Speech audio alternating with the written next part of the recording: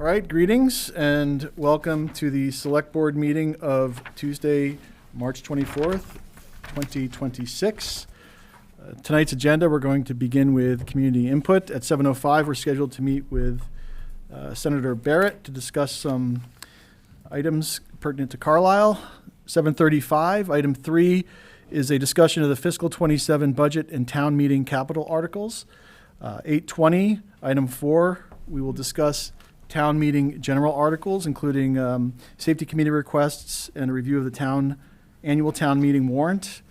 9:30, item 5, we're going to vote on Police Chief Amendola's contract. Item 6, we'll have the TA report. We're going to do appointments and resignations, or scheduled to anyway, at the end, 9:50, given the previous agenda items. And then followed by review of warrants and minutes, cemetery deeds, liaison reports, community input once again, and then adjournment. So with that, let's begin with community input. Does anyone in the room have any community input? And does anyone online have any community input? All right, seeing none, let's move on. And why don't we move on to appointments? Should we do that, you think? Yep. So we're going to jump to item 7, which is normally at the beginning and is back at the beginning. So this is appointments and resignations. And do we have any other appointments beyond the discussion of the school committee interim superintendent appointment? There were none in the packet, correct? No appointments, just resignation announcements. If you could just go through those, that would be great. Sure. Kathleen, I have more to come on this in my town administrative report, as we say thank you to Kathleen Bond and Jeremy Gagne for their service to the town. One served as the social services manager and the other as a driver laborer. Okay. They've moved on to new opportunities, and I'll talk more about how much we appreciate their service later. And then Patricia Wolf was an associate member of the Trails Committee, also submitted her resignation letter. And we already voted, did we already vote her in the full position? Okay. Just jump into the big time. Yeah, okay. Okay, great.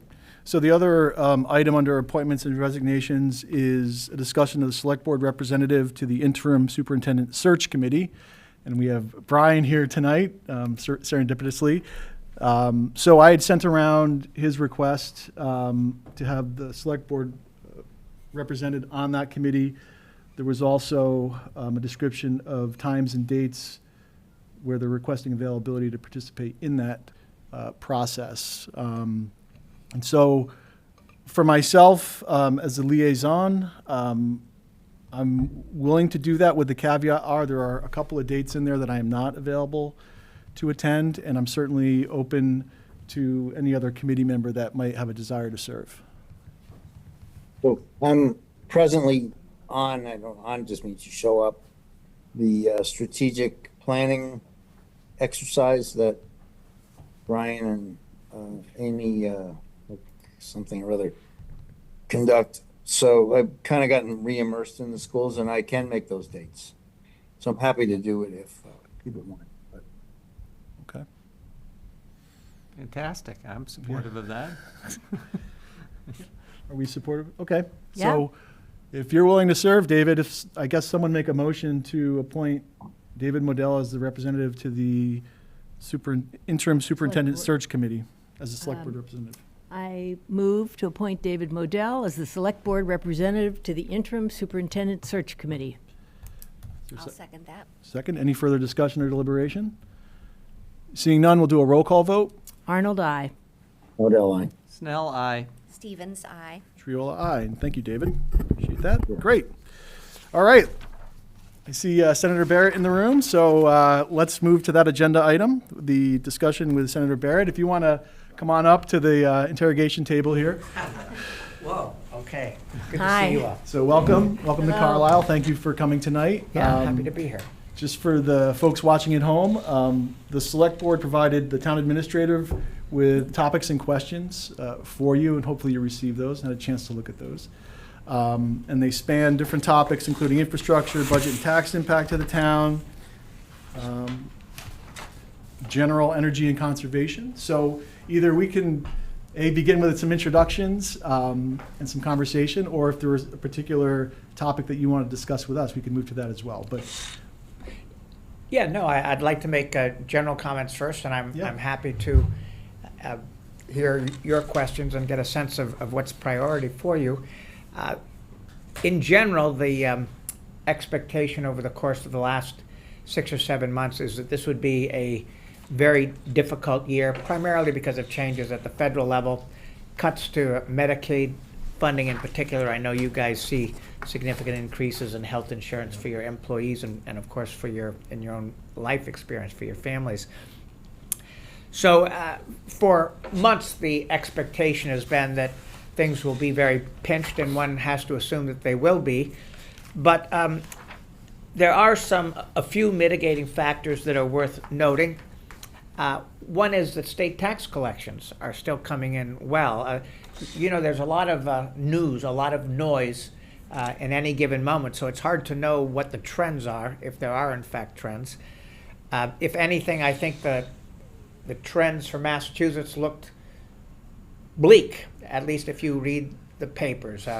There are folks moving more out of the state than in. We easily compensated for move-outs in the past, retirees, let's say, because we had a very healthy immigrant population.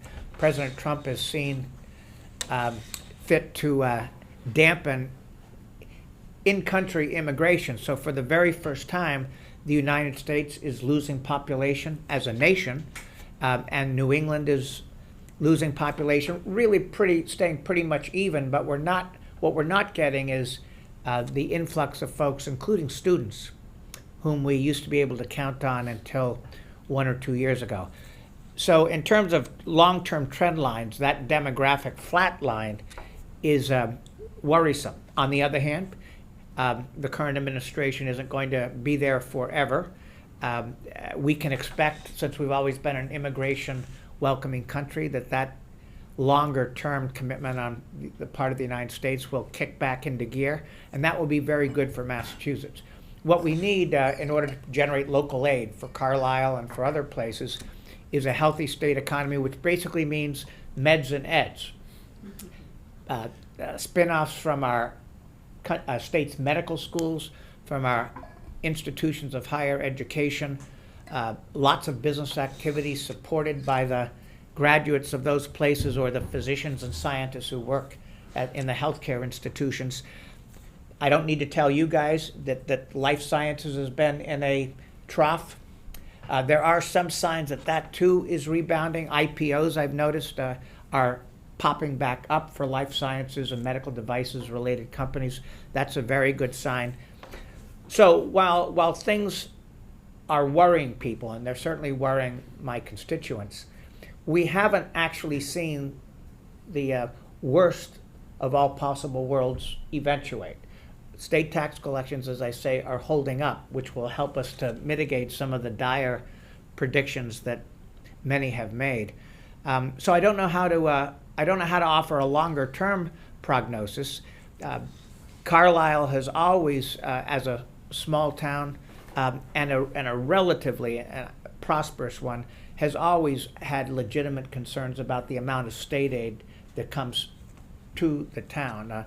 And right now it looks as if we're going to do reasonably well by Carlisle in terms of special ed funding, which is always an important concern for the schools. I think we're going to do relatively well in terms of education aid, especially to Carlisle School District, to regional school districts. We expect to see a 5% pop in fiscal year 2027 compared to what you're currently seeing. 5% increases in terms of special ed funding, and another 5% in terms of regional school districts, but unrestricted local aid available to the town to spend on your priorities, not that kind of increase. And that's the case in the governor's budget. Where we are precisely is that the House will probably take up its version of the state budget in the next 2 weeks. The House leadership plays things relatively close to the vest, so I can't offer a particular prediction, but you're going to see the House move in early April. By tradition, the Senate always adopts its version of the state budget the last week in May, ending in Memorial Day. essentially.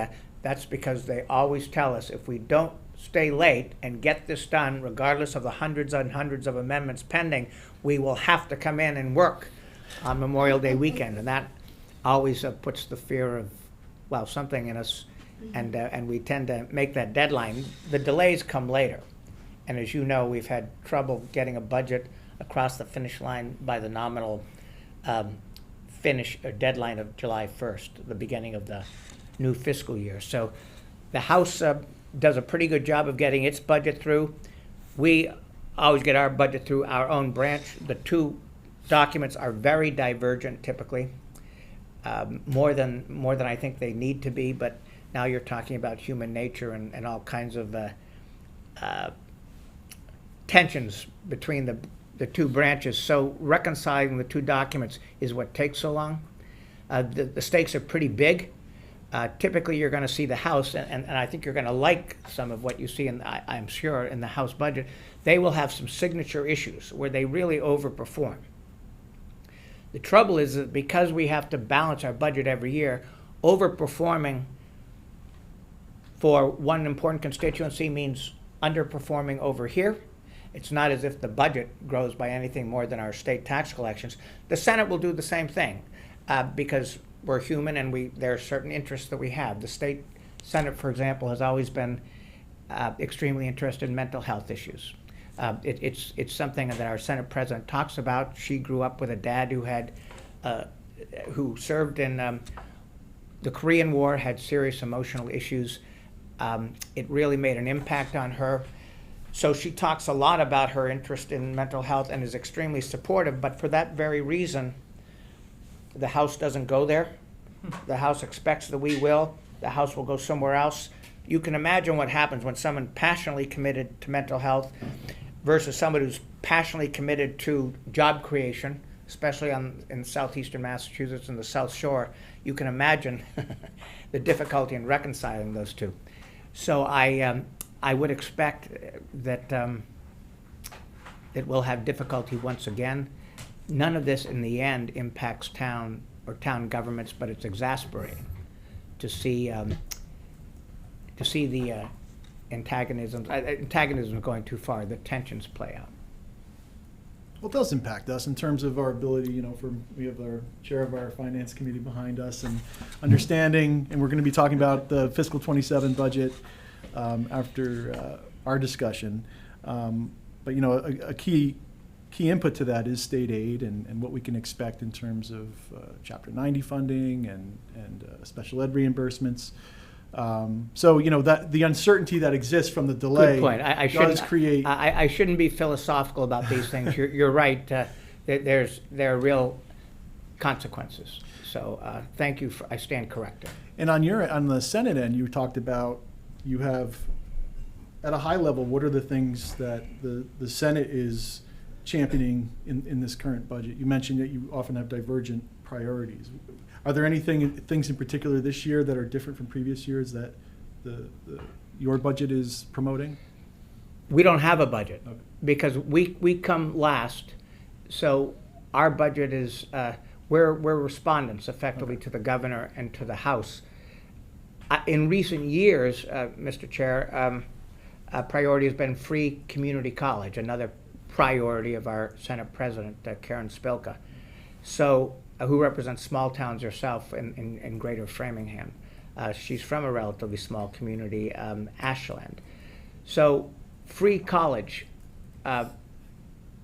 is something where we've been able to deliver on several years ago and been able to fund despite the difficulties with federal reimbursement. I would expect you would see us continue to emphasize that. That's very important for Middlesex Community College, which is nearby.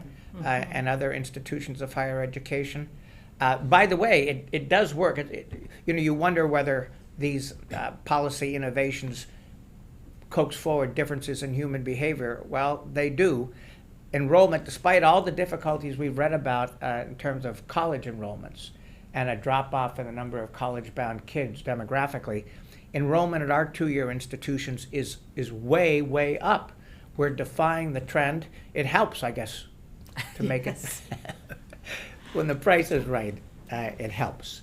And so there you've got lots of kids getting training beyond high school, many of them matriculating later on in four-year institutions after the two-year experience. So that's good. Related to that, is there any discussion? One of the challenges we have in this community is lack of access to vocational education because of the severe constraint on capacity versus the increased demand. Is there any discussions going on that you're aware of that where the state promoting investment in vocational schools? Well, tell me about, does Carlisle, you tell me, Carlisle does not send its students to Minuteman? It No. sends its students to, We withdrew from the Minuteman district several years ago. And so now I think you can comment on this, but you know, I think the biggest challenge that we have and that we also hear from member districts is that the demand for the spots that exist far exceeds the capacity. So it's very difficult if you're not part of a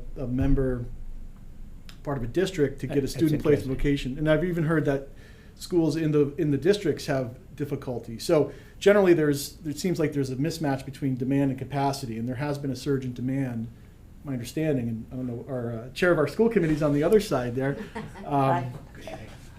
There's been a surge in demand for vocational education, and it's a topic that comes up in our town meetings, to try to find more so capacity. you're not a member of any district, you haven't joined found a suitor, a substitute for? No, it is something that the school committee has looked at. Obviously, the ultimate decision comes back to the town, but I want to say it's been since 2015 or 2016 that Carlisle has been part of any of the vocational schools.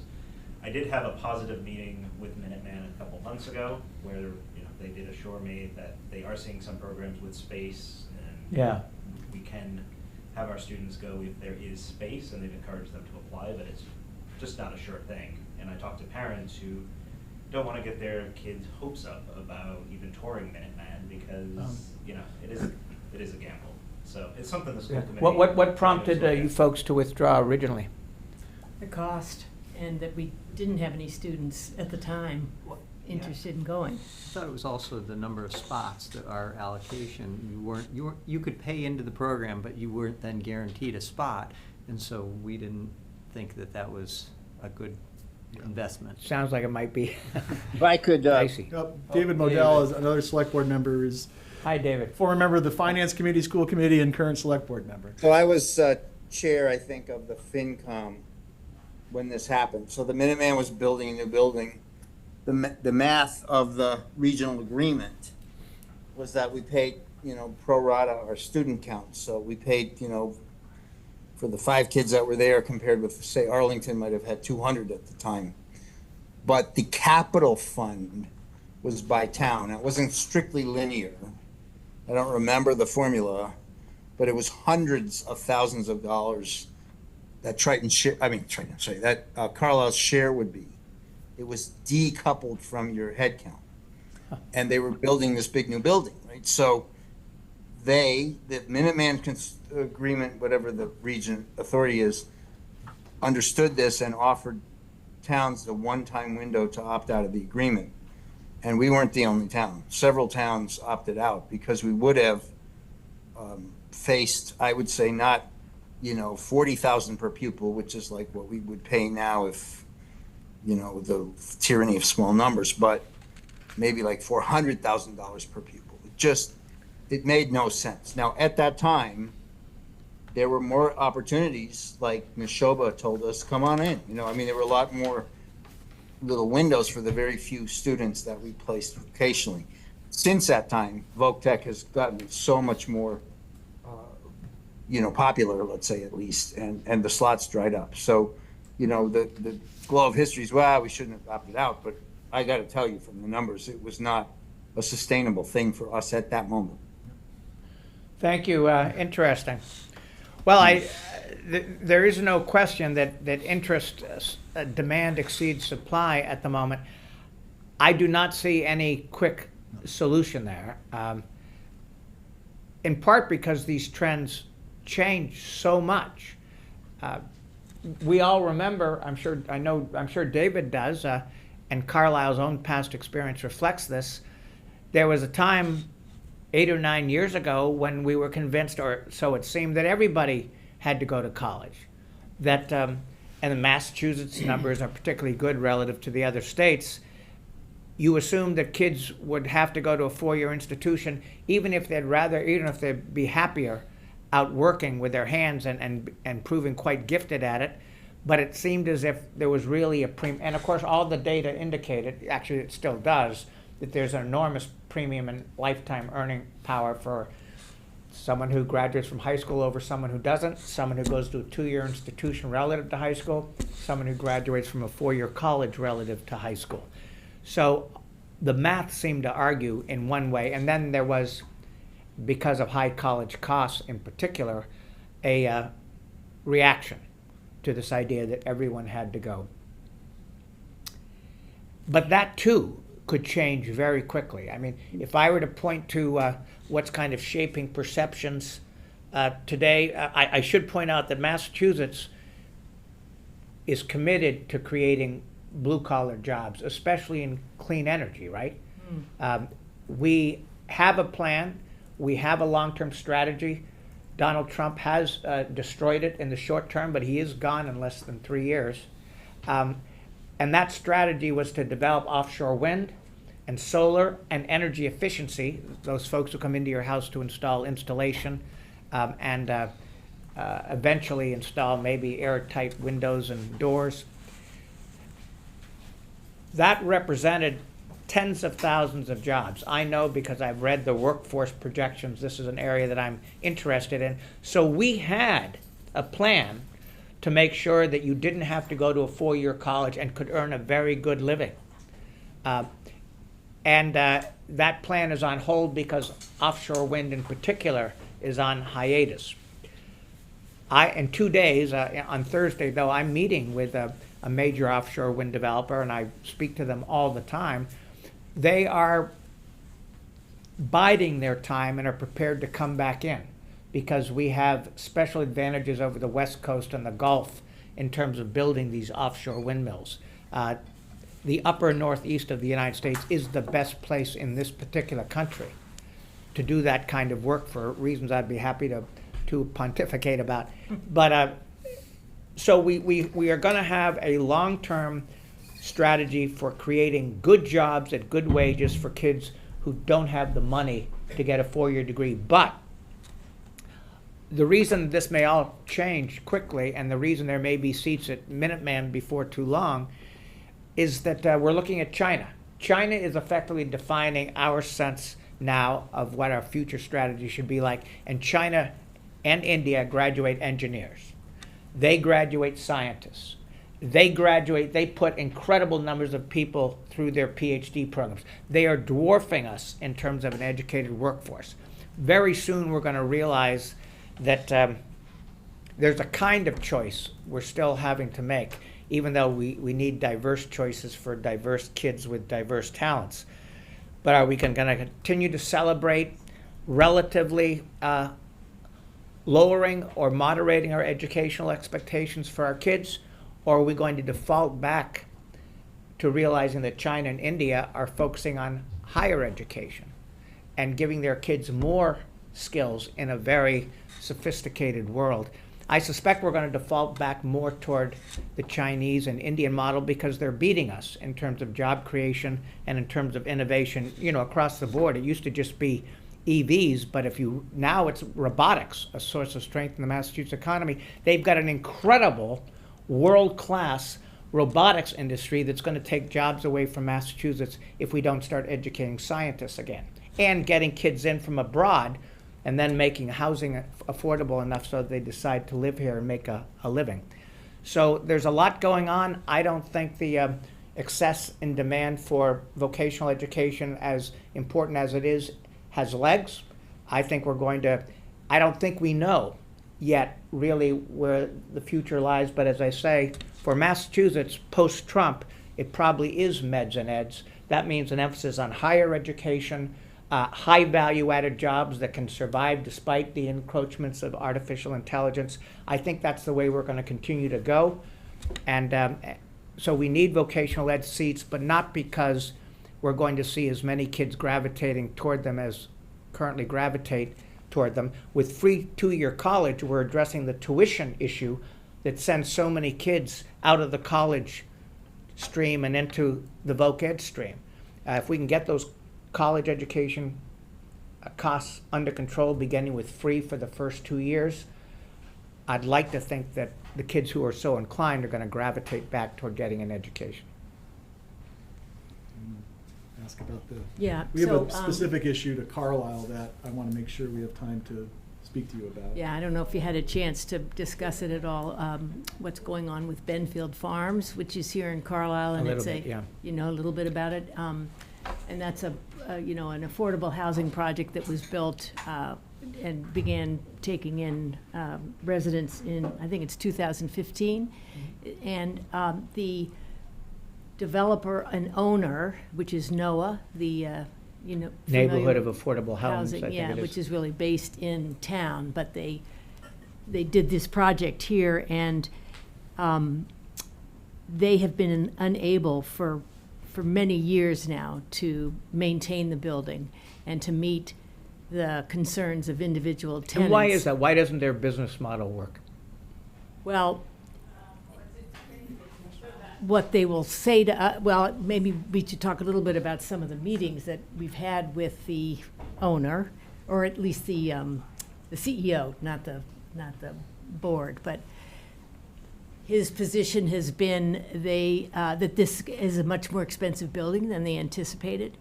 And initially, there were some very difficult issues with the septic system, which was not working properly, and it has taken years for them to resolve that and get it working properly, and it cost them thousands of dollars. Are they effectively a condominium? What's their mode of organization? For NOAA, Yeah. well, to provide affordable housing. I know, You- so you're saying, it's 100% subsidized, all 26 units? Yes, some people, though, are paying different rates There's based some on their market rate income. units, but there are mostly affordable units within the complex. And are they tenants or are they Yes. owners? They're No, tenants. they're all It's not a tenants. condominium. Renters, Okay. yeah. And there are issues with, there are available apartments, but the NOAA does not do the work to clean up the apartments, so that when somebody Yikes. comes to look, they don't want to live there, or people have submitted applications to NOAA and they just fail to act on them. And they have said they do have somebody available when there's an issue with maintenance, or a tenant has a concern, but it's impossible to reach them and get a response. And they're a nonprofit, right? They're not. Correct. It's not obvious. It's not state government public housing. And It's, I don't know if they're receiving any state support. That was one of the things we were wondering about, because that would give us a little bit of a handle to force. Well, they received state support in the construction. There was a melange of financing buckets Mm-hmm. from which they drew, including local monies. Probably there was. Oh, yeah, we put in a lot Yeah. of CPA funds. But so the short answer to your question is, it's an interest. I don't know of a fund that bails out affordable housing projects that probably are being poorly managed. To say that one has ended up with a building more expensive than one expected poses interesting questions. And So- and unfortunately, for the town, it puts us in a position where we don't want to see 26, 30 individuals, Right. many of whom are disabled, some of whom require full-time care, and sometimes they have to go without heat for a while. Sometimes you can't get into your apartment because the key doesn't work. I mean, just a Well, lot here's, of. here's one thing we could do, and I would be happy to have my office take a look on this, not because the responses would be quick, but I hope we could offer a response over time. Housing is Governor Healy's #1 priority, housing and the general condition of the state economy.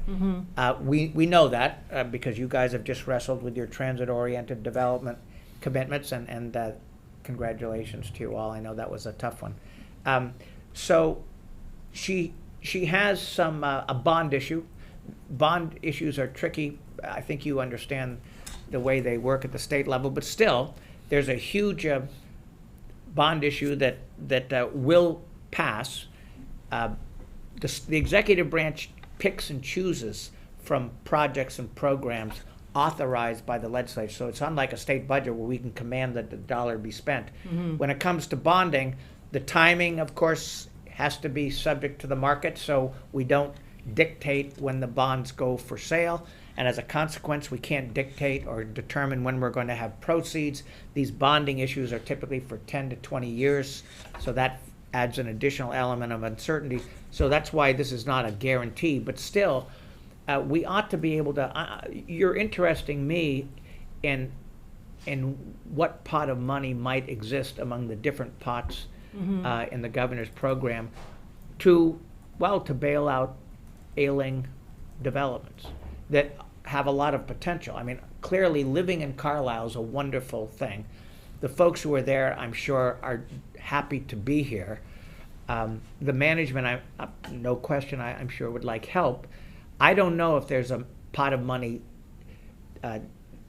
just accumulated for Benfield's Farms problems, but we would be happy to take a look, because there have to be a lot of nonprofit, given that the rents aren't very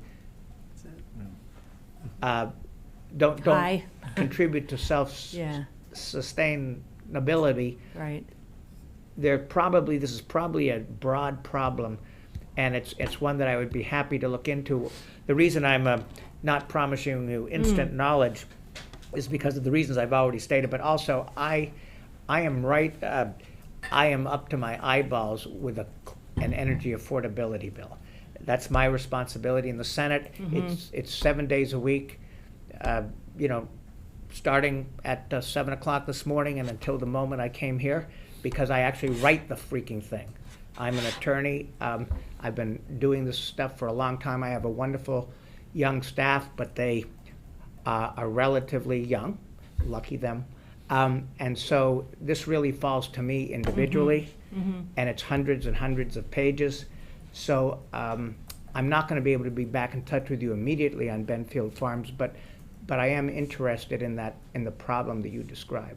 So what can we provide to you or to your staff that will help get a As start on much- it when the well, time is right? As many facts as possible. In other Okay. words, a profile as detailed as you can make it would really be helpful to us, because at the end of the day, even if we find a bucket of money, everything, of course, as you know, will depend on the specific question of whether this project qualifies for that Right. Right. sum of funds. So making the fit, of course, as you know, is a precise thing sometimes. So as much as you can tell us about their financial problems, the profile of their tenants is very important, of course, because that builds a sympathetic case. And I know that they're helping folks whom everyone would want to help. The other thing I'll just mention is that because there's an environmental issue or two, like septic, at the foundation here, that enables us to draw on, quite possibly, on an environmental bond as well as a housing bond. So we need to know enough so that we could present this as an environmental and quality of life problem, or as a housing one, just for starters.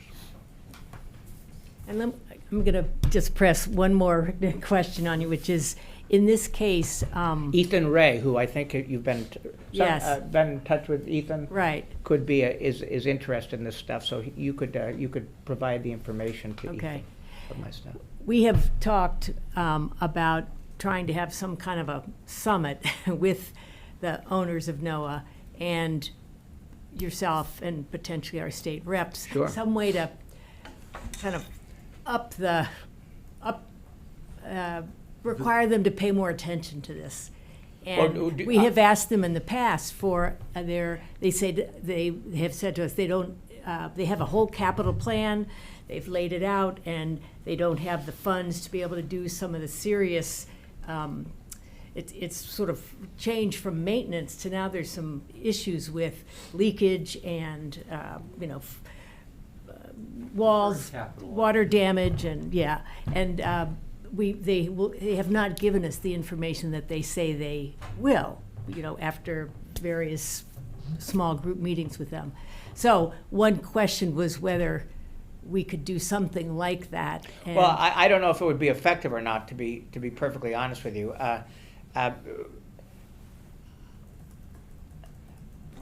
I would prefer to get stuff on paper Yeah, we could do that too. that could make us as smart as possible about the issue. I haven't the faintest idea whether an early in-person meeting in which I show up knowing nothing would be an effective strategy or not. I'm not sure.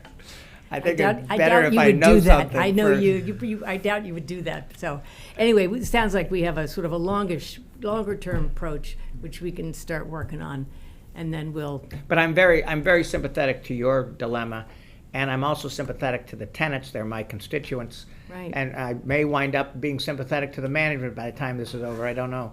Do they have projects outside Carlisle?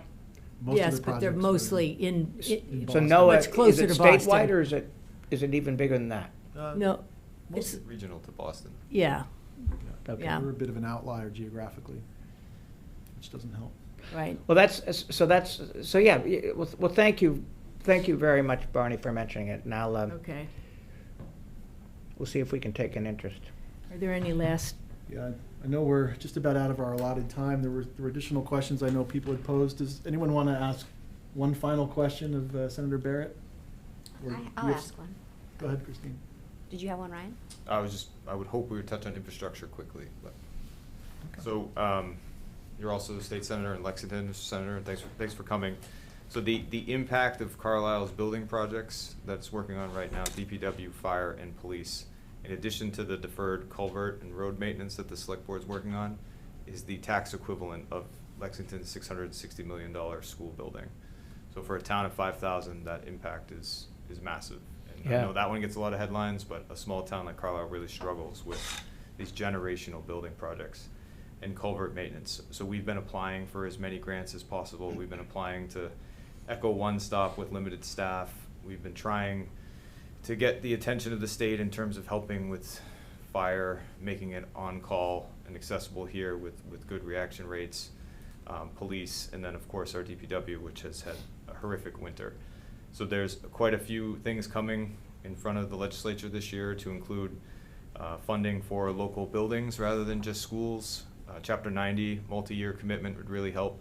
All of this has 2, 3, 10 times the impact of UGA or unrestricted general aid. So if you see anything capital from Carlisle, you would be greatly reducing the taxes of the residents here.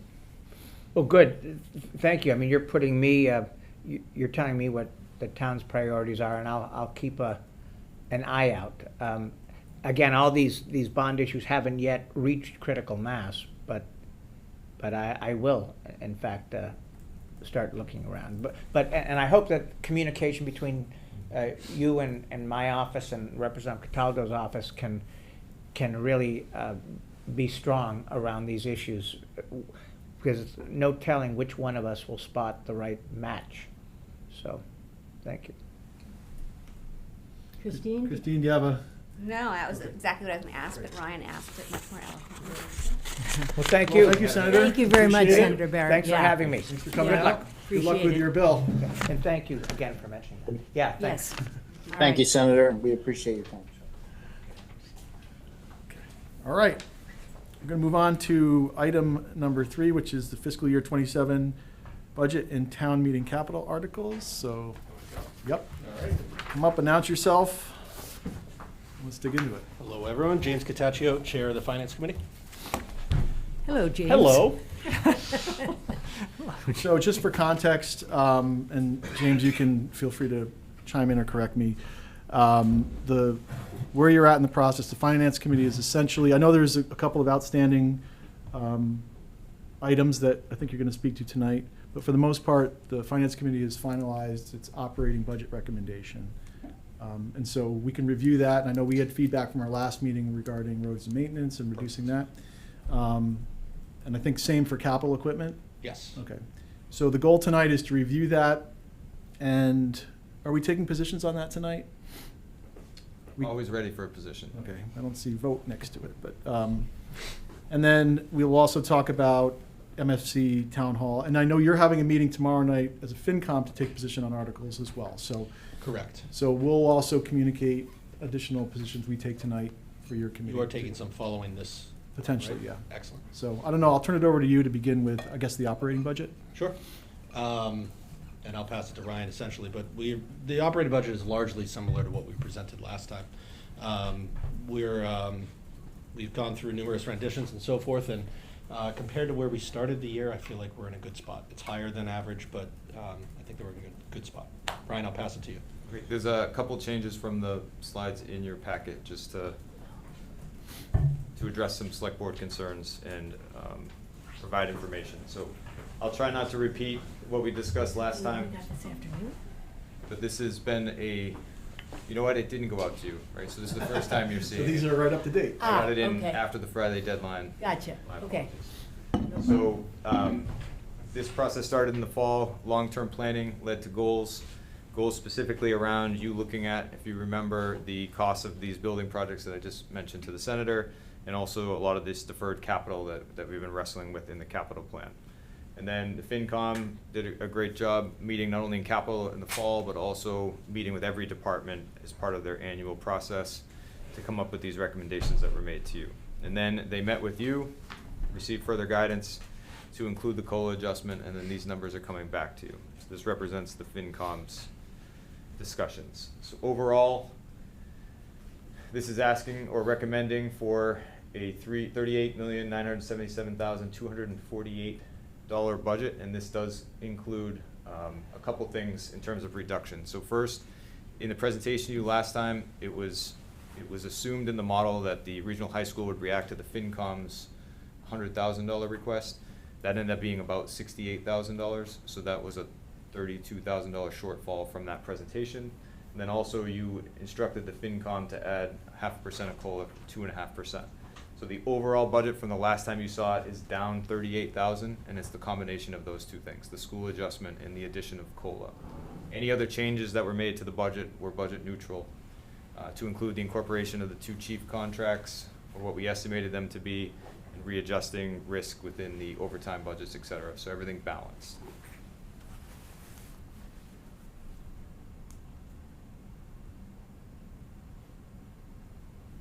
One second. And to be clear, the other adjustment, like the roads and maintenance, that's part of the capital article, Yes. And we will get which to we'll that. discuss.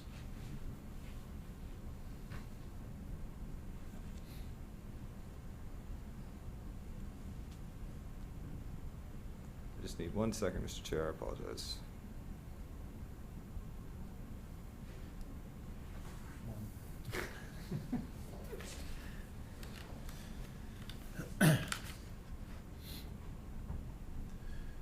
What else is going on, James?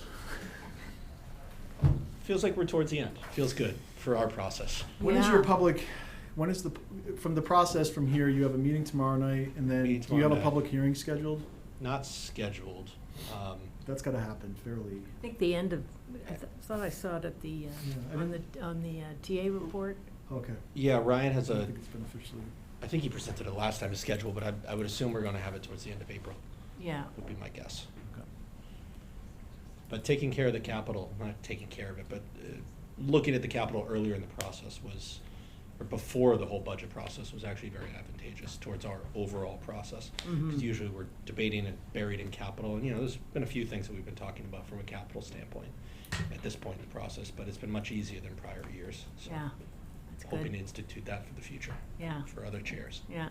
I know Ryan mentioned in his pre-meeting notes about a question that I know you've discussed with the school, a question about the maintenance Mhm. budget item. Yeah. Did you want to speak to that?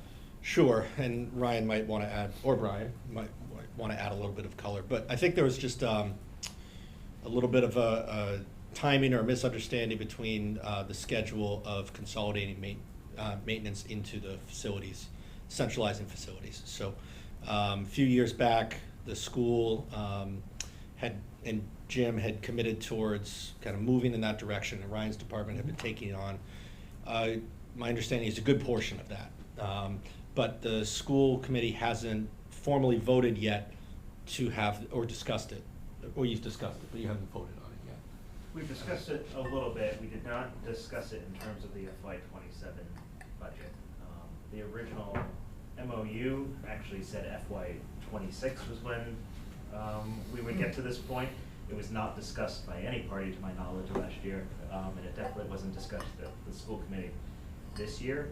We had a conversation yesterday, and we'll plan to take it up at the April 8th school committee meeting. And this is, financially, this is overall budget neutral, but a question of where the funds fall in the operating budget? It's somewhat, it's budget neutral from a dollars and cents standpoint, but there are some additional dollars. I'll ask Ryan to color that, but are some additional dollars if it stays within the school side, because there's been resources that are being applied from Ryan, under Ryan.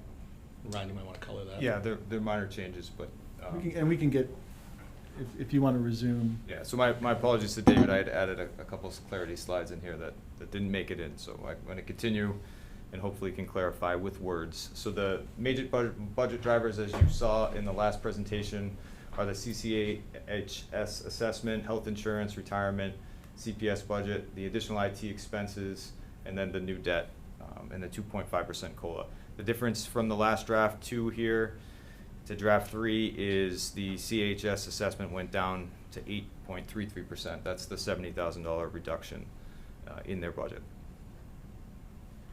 And as you were just discussing, some of the major structural changes that are part of this budget, one of them that's still undecided is the facilities department to the town budget. So we plan on presenting to the school committee to finalize or revise that decision. No change in revenue for this year. What was changed from draft 1 to draft 2 remains in draft 3. For the overall tax impact, the new average tax bill increase is 4.73%, or an average home increase of $862. This is about $30 different than your last budget, and it's because of the changes that I discussed, which is the COLA add and less of a reduction from the high school. Of that 4.48% is from the new building. So when voters approved the new building, that increased the impact of the FY27 budget from 4.27% to 4.73% overall, as we discussed before. So the new buildings are adding $111 to that average tax bill increase.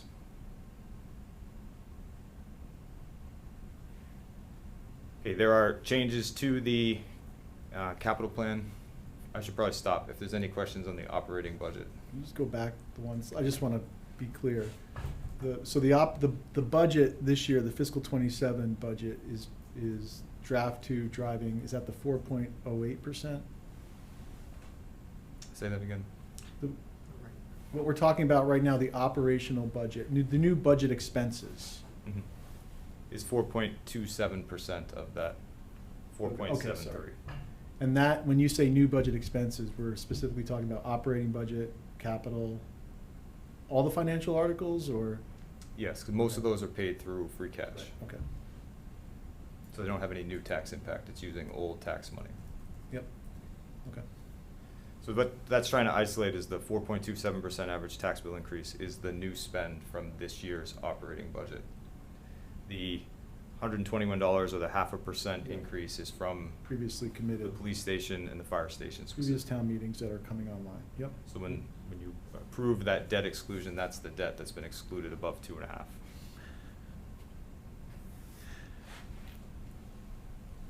Operating budget, not a lot of changes except the 2 I highlighted in the overall impact.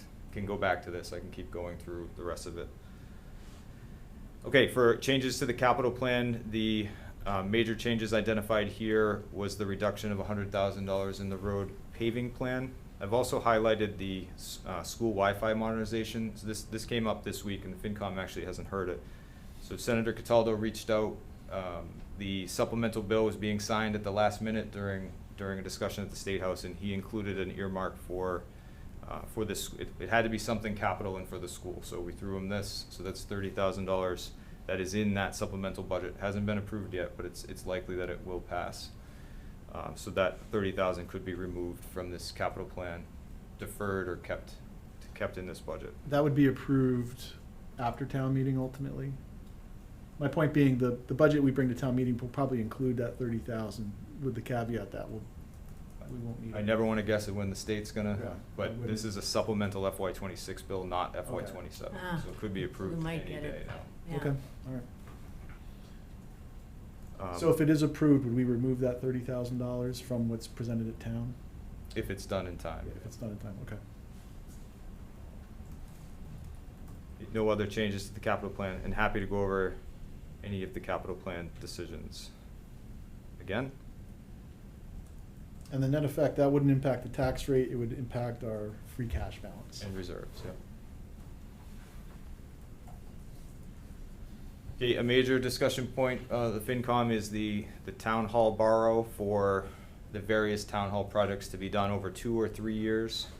This was itemized in the capital plan to be using free cash or those reserves in order to cover the cost of this, and it was articulated by the finance committee that they wanted to borrow that rather than use the reserves and free cash for it. So this will have a later impact on the operating budget. It's a $1.3 million borrow and would be another debt exclusion vote. So this is its own article because of that borrowing. And that's something, James, that the entire FinCom supports. Yes, yeah, we had a few discussions around that strategy, but, and it piggybacks a little bit on a conversation we had a month ago about where to keep free cash levels. There's this mythical 12% that it's the top end of the range, but we've all sort of settled on wanting to keep it at 12. But we anticipate there's a number of big years coming up as well, and that 12 is likely going to march south. So not having an additional $1.3 million hit, or a little less because this was spread across 2 years, but point stands, not having that hit to our reserves was the main driver here. Mhm.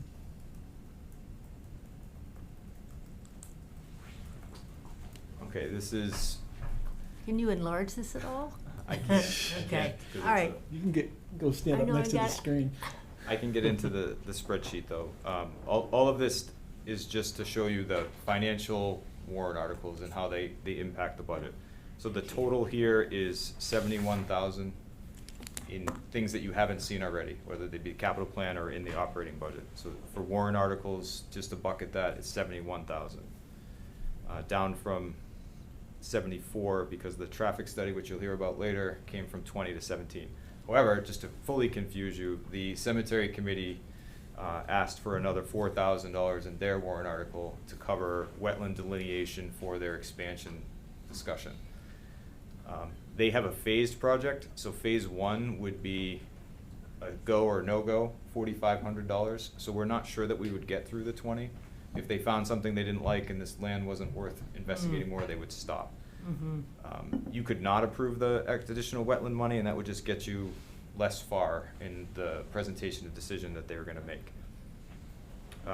If you made me make a recommendation right now about this, I would say accept the risk that's coming from the reduction of the Wi-Fi capital article, fund the cemetery ask, and you're still up 25,000 or so on the reserve slide. And we will be discussing the cemetery article later tonight. Right. Why were the things highlighted in purple?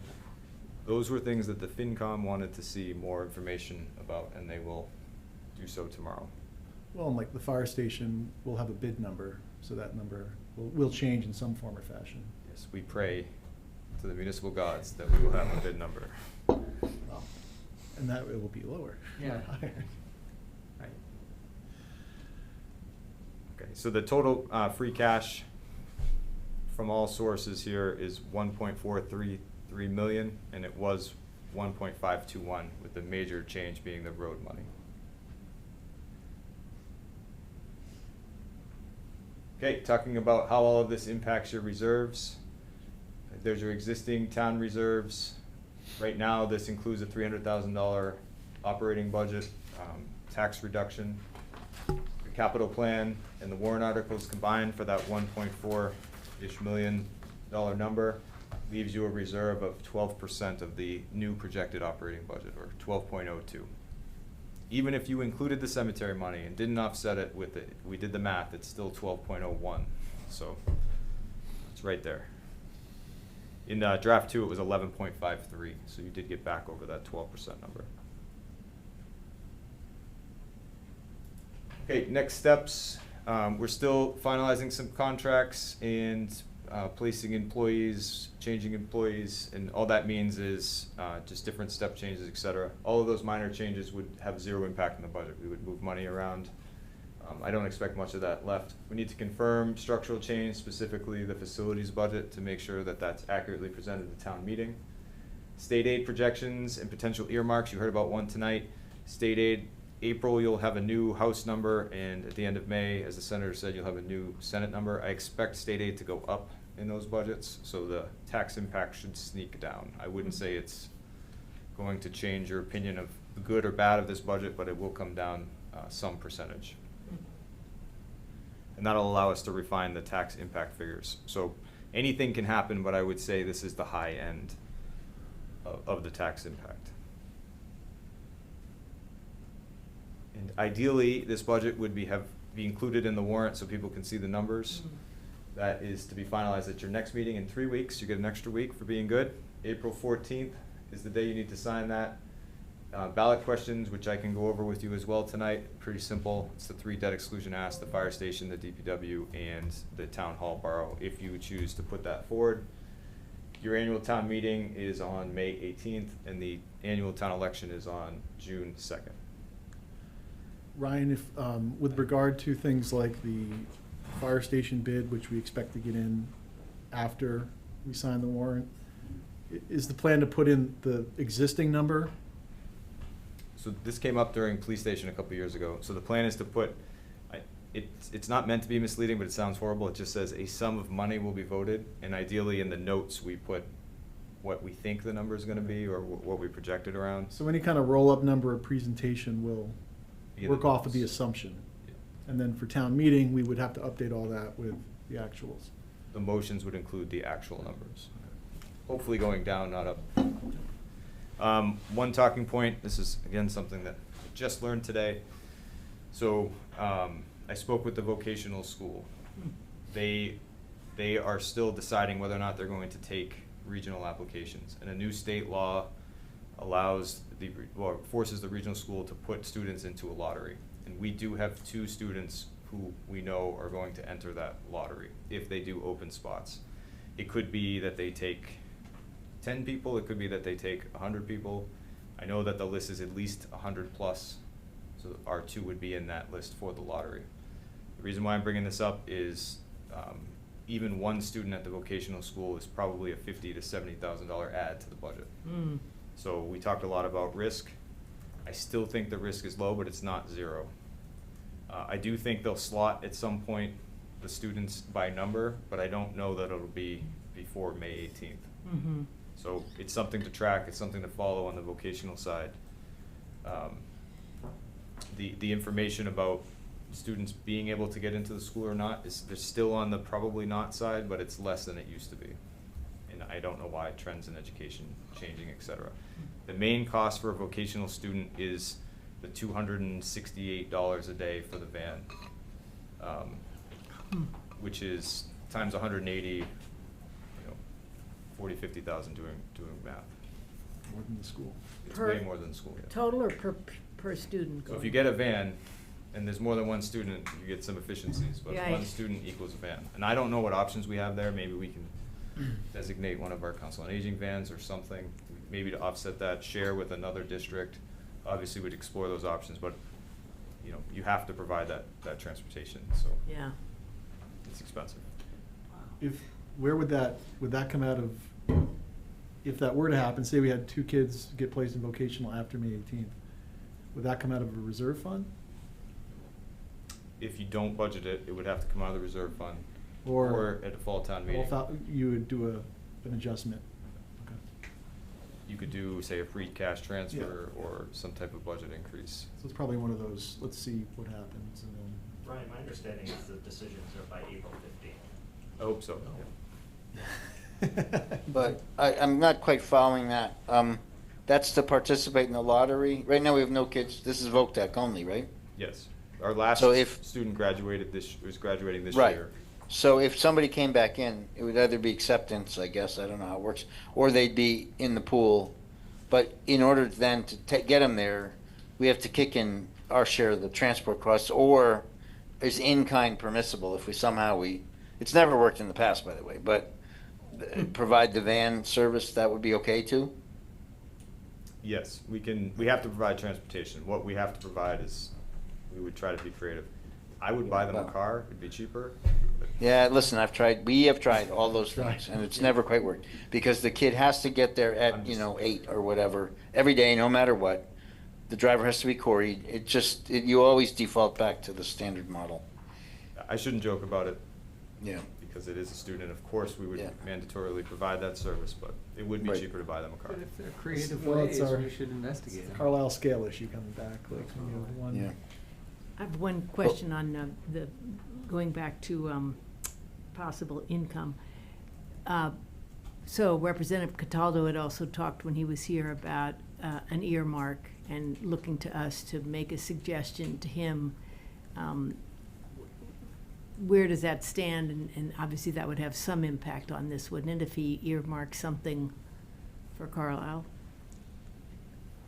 Yes, so you can identify specific capital items. Those tend to be more successful. A lot of towns get chunks of money for their building projects occasionally. I think at some point, the town should be lobbying pretty hard to say, please help us with these But I 30 meant. million plus in buildings. Yeah, I mean, I meant now, though, for FY '27. Wasn't that what we took from that conversation with Representative Cataldo? Yep, and we sent, and we'll continue to send what we think would pass, but Oh, so something that we have already submitted something to him? yeah, we just give them our capital plan every year. Oh, the whole thing, and he would choose, as opposed to making the case for something in specific? If there was something we wanted to make a specific case for, I think that's impactful. I find it successful to let them figure out which puzzle piece fits. So they have multiple constituencies in these smaller towns, so if they need a $60,000 or a $30,000 project, you can give them a menu, and you're more likely to get one than not. Okay. And so that's something you're following up on, and it's not helpful for us necessarily to do any, select board lobbying or.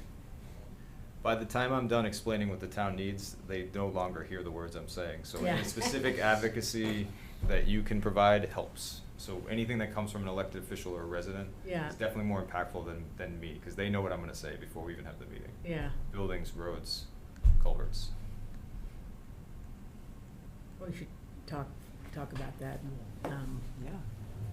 right, because if that'll make a difference, we should be on the case. And the last piece of just information that you should know is we apply for grants anywhere we can. We have Green Communities money. Today, Sarah and I were working on a MVP grant from all that good MVP work that town volunteers did to try to pay for culverts. So we are taking our capital plan and aggressively looking for ways to get things off of it, so that it's not just here's more and here's more and here's more. We do a pretty good job of getting grants. We've gotten turned down a couple times recently, which means we're being successful, so just keep applying. Yeah, that's how it works. Good. I know you went through operating capital, town hall, MFC article and the DPW design article. Was there any additional information on those? Basically, these are 5 different articles for town meeting, correct? These are the 5 or 6 big budget articles. Right. So these are all articles that the select board needs to take a position on. So the operating budget, the numbers and the details matter, but the overall impact as scrubbed by the finance committee is something that you would have to express that you're comfortable with in order to give your recommendation. The capital article is non-building capital, so that includes your culverts and roads and all the items that the department's requested and that you've scrubbed a couple times. The building article is what we call the MFC article because it's put under the control of the MFC, and that includes all the building-related capital that we've gone over. So the capital plan was split into two, just for, I think, ease of understanding for the town meeting voters. You got non-building and building. And then you have the town hall rehabilitation article. That's just gonna be $1.3 million borrow for the town hall, but here are the items that are It's gonna involved. fund, yeah. And then each one of these lines has its own story and detail behind it. We backed it all up, right? So here you're seeing the calculation for school, town, HVAC study and repair, backing out the grants. And the DPW design article, is there a total on that? Is the- So the soft costs is what you're asking. Right. So what you've discussed is, once town meeting approves this, if town meeting approves this, if they want to move forward, then we would immediately engage a designer to start the process that you're doing with the fire station, but with more months. And then they would bring this final number to town meeting for a vote. So Springtown meeting 2027? I spoke with a few people. 1.4 is what the fire station was. The DPW is not likely to be more than the fire station. He says, hoping to God that he's correct. So I'm comfortable with that 1.4. If we don't spend it all, great. If we do spend it all, then they'll do as much as they can up to that point. But they're also selecting a designer, correct? Yes. And is that, where is that process? Out to bid. Okay, out to bid. And then we would get those bids. Would that number reflect the bids? Or are we just putting a number into, for the warrant? So, good question. So the way this bid putting process works is first you select the designer and then you negotiate costs. So we have to select the quality before the number. So we're gonna tell them what the design fee is gonna be. Okay, so we're not going, okay, so, If they say no, then we will pick the second best designer. and is the number we're using, is that the 1.4? It would be the same model that you're used to now, so 10% for architectural, somewhere around 5% for OPM. Yes. Okay. He doesn't want to commit to an actual number yet. Exactly. Okay, It's a negotiable, so. yeah. But we're gonna have to take a position on something with a number on it at some point. Yeah. And is that one we're waiting on, just in terms of, All right, I'll Process? be more blunt. You're not gonna get a exact number, so we should approve an amount that will allow us to get the work done, and we're suggesting 10% of the operational cost, which is about 1.4 million. all right, so process for the select board. Are people comfortable taking a position on some or all of these articles tonight? I am, but we have the review of two that are in there, if I understand it. It is very small font. The and I do have a question about PEG, why there's money for PEG. I don't understand that. So we're only talking about the top 6 right now, the budget, what we're calling the budget articles. Okay, but I am misinterpreted then. So, Scott, your question is, are we ready to take a position on the top 6? Is that what you're asking? Top 6 or what? Yeah, there they are. Sorry. There are 5, but that's okay. Yes. I understand inflation. Yeah, Gotcha. Right. Yep, yeah. Okay, all right. We're gonna talk about some Yeah. other ones later on. Okay, yeah, I'm fine. I'm fine taking a position. Yes. Okay. I'm Do we- okay with that. Do we have the motion for the articles? I guess We didn't really have one in here. in So our packet, each but- one is I move to recommend, We don't have the article numbers though yet. right, so we do have to talk about that. So Do we do that later? Are we? Are we? Well, gonna you do don't that? need. Let me understand. So we have one more meeting to finalize what articles go in, right? The warrant language needs to be finalized at your next meeting. Okay, and the sequence does not, right? You mentioned sequence, but The that's The numbering does have to be, the whole warrant as sent to the residents needs to be done at your next okay. meeting. So if we have Article 2 is CapEx and Article 3 is OpEx, and we change our mind, can we present 3 before 2, once we've labeled it, or have we then frozen the order as well? Once you sign the warrant, it's frozen. So the next sequence week- as well as everything next- else. Yes. Next meeting, Okay. which is All right. 3 weeks, I think, We right? All could right. vote So on let's, this and then let's clear change what it. we can. Let's, if, without numbering, can we move the article without a number now? Like we approve, CapEx for 995 or whatever. Can we approve that and then we may have to reapprove it with its number, but at least we've already established the important thing is, do we support the number, right? Yeah, the number and then the article name. Right. And As we long need as to we have do those each two. one individually? No. No. We could do all 5 Yeah, of you them. could- So the one. recommendation on the warrant helps people. Yeah. Right, this is- yeah, no, I It know. doesn't need to be there, so you're just signaling that you support that article. Right, but I But mean, for we a- could do them all together, We though, could if do we them all wanted to together. tonight, if- yeah. If you wanted to make a motion that included, Uh, I would just that be specify articles 1 through 1 6. 6. As presented. as 1, 2, presented. 3, And- 4, and well, the- this has the- only got the- 5. Wait a minute. No, there's 6 because No, D- on our agenda. D3 is blank, but actually it's some number that's like the Capital 39 equipment, million, and Fire right? that's- see. Fire station's not, is Oh. part of this, Oh, fire station's not on here. because that's not. These two combined. Okay, well, Or here. Well, why don't we, should we try a motion then? sure. Okay. Can Well, you- but before you make the motion, Okay, the cell for, go back to his other chart, please. The cell D3 is blank because there's still some moving parts. But if we're going to move that we are generally comfortable with the number, do we want to express it in that way? You don't want to vote a blank. right, you don't have a number Can we there. put in the current Draft number? 3 number? You showed a number at the beginning. I know there's a couple of moving parts, but we can, But they're all going to move to smaller, right? You think if, We always hope, David. not to exceed. yeah, well, right, but I mean, that's what you said, right? Well, you This could represents say, a you know, high that's water mark. provided in the draft 3 budget tonight. Yeah, I mean, we can always, You can always vote again. we but can at always least we vote get the- again Mm-hmm. as needed. Right.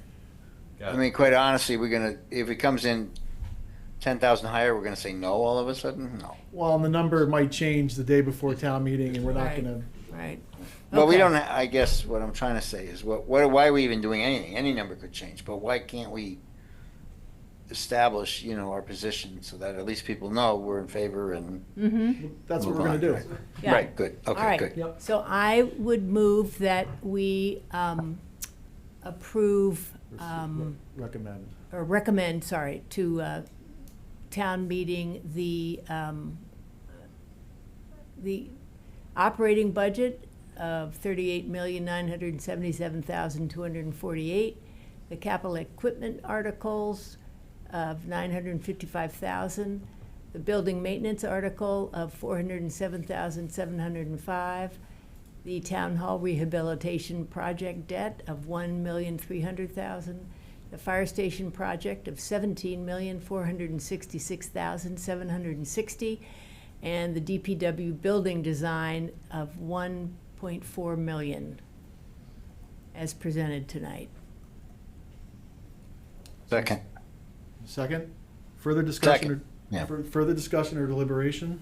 Do we need to also parse out that, the source? We don't, right? Source is irrelevant to this motion, correct? As presented indicates to me that you're okay with the source. Okay, very good. Thank you. Okay. All right, let's do a roll call vote. Arnold, aye. Modell, aye. Snell, aye. Stevens, aye. Triola, aye. Thank you for the support. Yeah. Thank you for the work and the effort, and keep us updated with any Likewise. changes. All right, wonderful. Thanks all. Down. Any changes down? Yes, I'll keep Those we silent want- on we any wanna- changes. We want to know about those immediately. Radio silence. Yeah, All right. okay. Excellent. So we're now a few minutes ahead of schedule. And I think we're ready to move to item 4, though, town meeting general articles. Are you ready for the safety committee? I think we have quorum. We've got 4 people. Do you want to assemble up front Yeah, please. and open your meeting? Okay.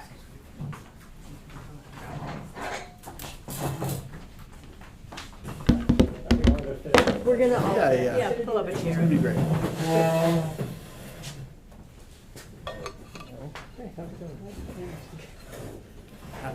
Oh, it's just the three of us. Oh, yeah. You wanna come up, Brian? I think I'm good. You want us to appoint you real quick? I've got enough committees. I know you Hold do. his face. All right, we're gonna call the meeting of the safety committee. It is 8:16. We're gonna call to order the safety committee because we have 4 of us.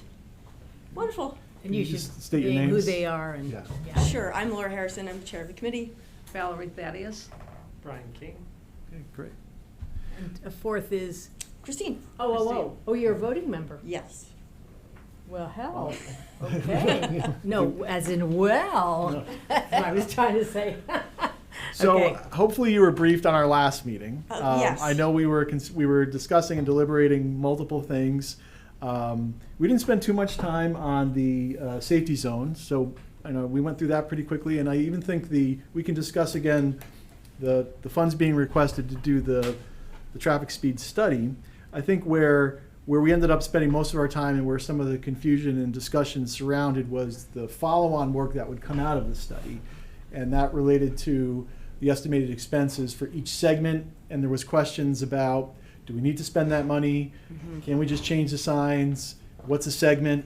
Really to get a better understanding of what's the appropriate Sure. action. So for my characterization, there wasn't much debate about the intent and what we're doing. It was more around the tactics and needs and funding to do that. So that's where we enter this conversation. And I feel like we felt having your presence was important to understand those things. Sure. Would it help to give a little context? Yes. This goes back to June, and we can just kind of walk you through how we got here, because Great. none of us wanted this, I will tell you right now. So back in June, Chief Amendola and Deputy Chief Booth came to the safety committee with a report showing about 10 places where our speed limits are out of compliance with state regs. And their recommendation was, before we do anything, we should just bring Carlisle into compliance, because right now we're sort of in bad standing. It means like we could potentially lose funding. We can't ask the state for anything. So all of these measures are Back like, then, in the summer, we were Yes. out of compliance. Right. free signage, whatever else is available from the state. We're not in good standing, so we're not gonna be able to do anything, ask for anything, and they're also sort of not really enforceable. So if, it puts the police in a bad position, because if they go and ticket there, those tickets are often thrown out, because if anybody challenges them, it turns out that we can't have 25 mile per hour speed limits in some of the extended locations around the town center. Does that make sense? So we made a recommendation, yes. What generated that? We turned ourselves around trying to figure out how we got into this position in the first place. Is that what you're asking? Or why was it brought The up chief by and- Yeah. the chief and, I think, Chief Booth had done the assessment, but I don't know what Okay.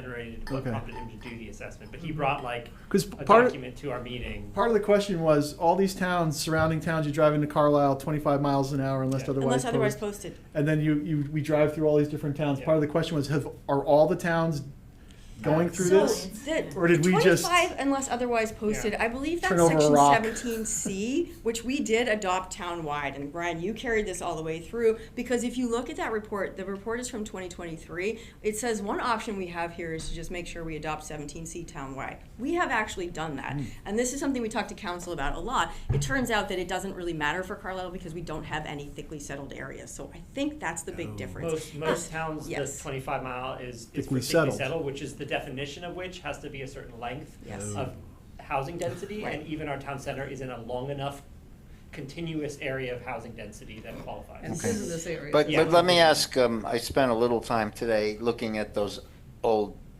photocopied documents from, I don't know, it's many years back, right? Yeah. Yeah. And there was this, they're all called like these special speed zones. They make it like it was special because it was specific to a very specific piece of a road.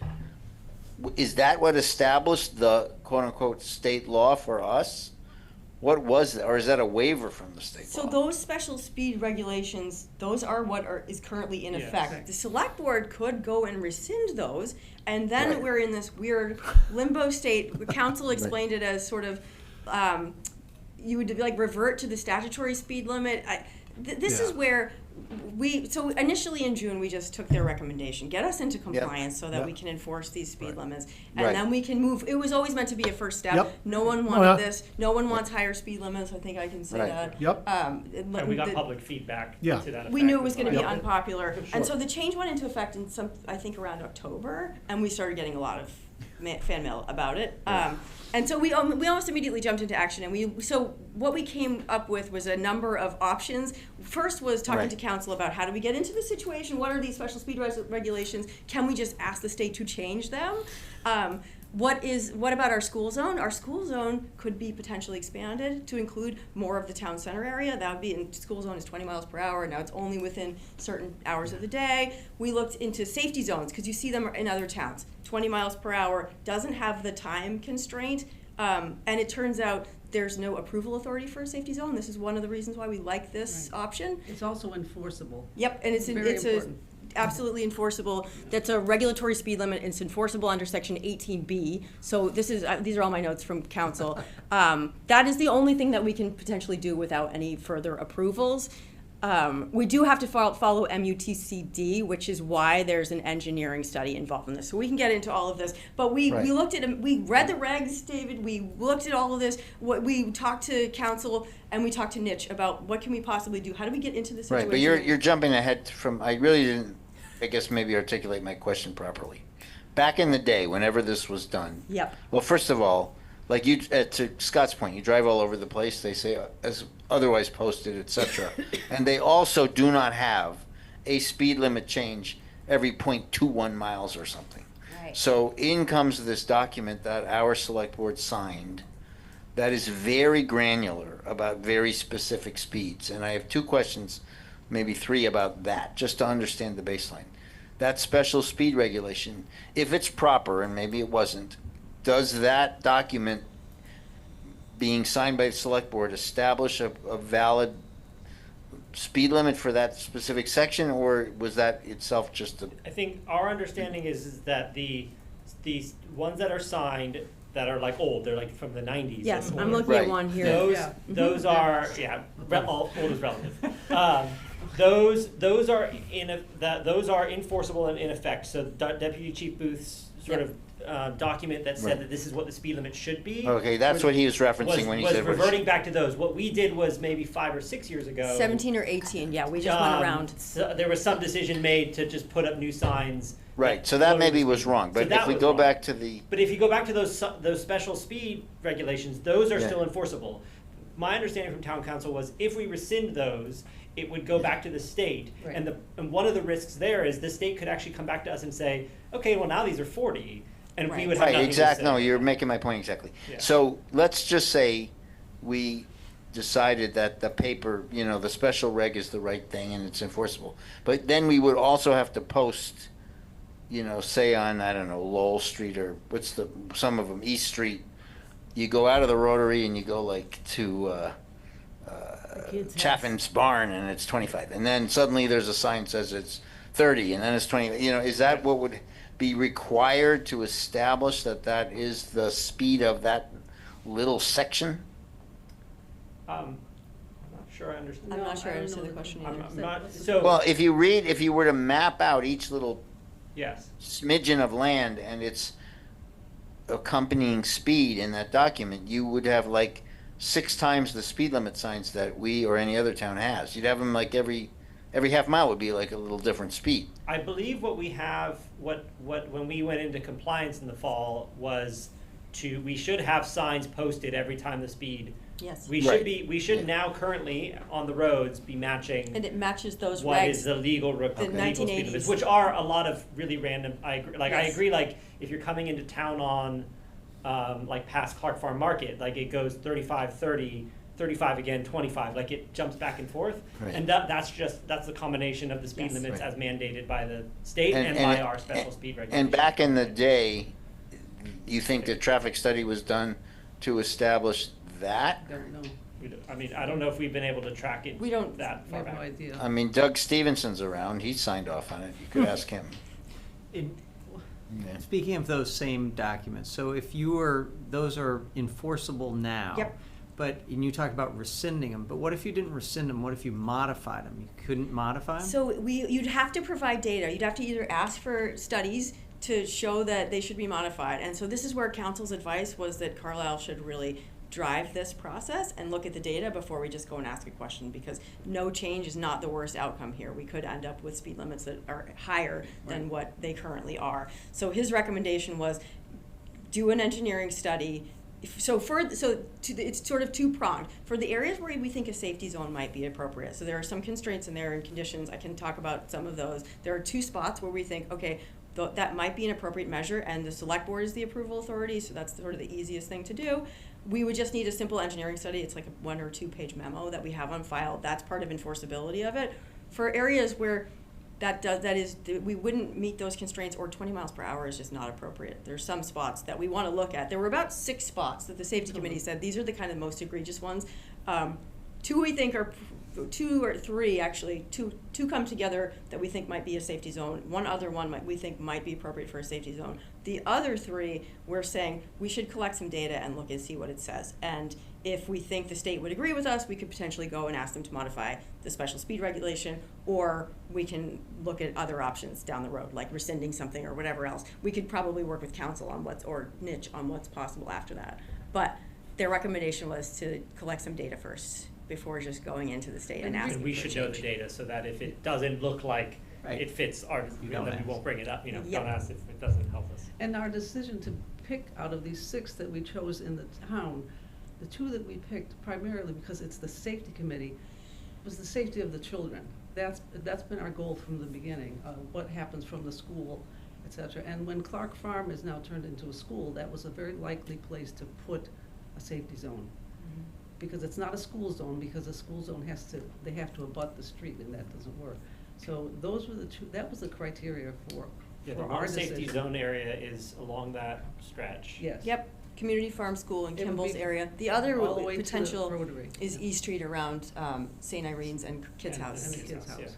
yeah. Leading So- right into the Rotary, which is one thing that Chief Amendola was very anxious to do. He said that area, people are speeding right into the center of the Rotary, a bad Mhm. place. So Right. you have, this safety zone has to be at least a quarter of a mile long. That's right.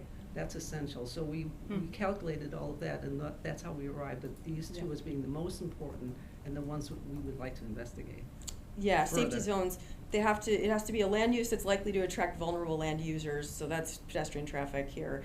Crosswalks. The length has to be a quarter of a mile. It has to include a conflict between a motor vehicle and a vulnerable traffic. So again, crosswalks, that's why we think those areas are good. Yeah. As long as you think that, and it's really up to the select board, as you think 20 miles per hour is appropriate. But the other thing we would need to do is adopt statute 18B. So in order to have a safety zone, there's no approval authority, but we have to have adopted this 18B, and that's why we recommended that come up at town meeting. Right. That would just give you the authority to do it if you so choose. Right. And then then there's the 4-phase process. Yes. And phase 1 and phase 2 are what's going before the town on the warrant, totaling $16,000 $16,000. to do assessment of safety zones, which you need to do to set the safety zones, and then preliminary assessment of speed reduction zones. Then you get into the engineering studies for speed limit reductions, and I think that's where we Yeah. We're all suddenly having we the were same like, reaction. what's this? I Yeah. got sticker shock. Yeah, too much. Yeah. I don't, So, and those would be needed because we'd be looking to reduce our currently established speed limits? Or, I guess the idea is that if we only tackle the safety zones, then those first 2 phases are all that are needed. right, yes. But the other areas that don't fit a safety zone, that we cannot convince in good faith that it applies, right? but we have Then- speed limit, and I'm not cross-referencing the old documents, but we have speed limits that were signed years ago for those? Those are the, which are now like in place, but they are faster than they were, Than they right? were. Those old documents are setting the 35 and the 30s. Right. When I think everyone wanted the 25, and that's what we changed it to 6 years ago without authority. I see.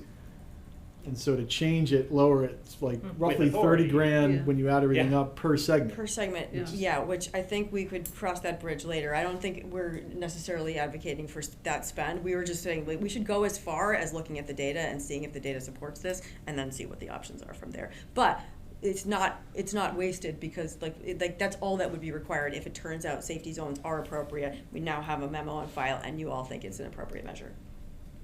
And the gentleman from Niche said one thing that maybe I misheard or was confused.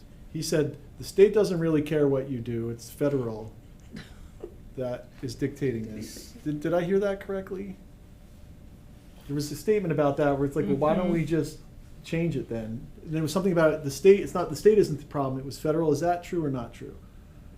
Yeah, For but the it's safety more, zones, it's or- more nuanced than that. Okay. So you have to meet the federal standard, which Okay. is the MBTU. NU2CD. Yeah. See. Which is why you said we needed some level of, even for safety zones, we needed that at least initial assessment to meet that standard. Okay, so maybe that's. Then it's not, I mean, everything's challengeable, but then it's not likely to be challenged. Good grief. I know. Did you know what you were signing up for when you joined? We sure didn't. It was easy. The first thing was put up the Can you stop imagine sign. if the select board had done this? Oh, God. Again, the default speed limit, if there was nothing, is what, generally, is it 40 or 40 miles. 40 miles an hour Yeah. defaults? And we can put up 35 because of that old. The old one. Yep. Yeah, said it. designated speed Yep. limits. But we, okay.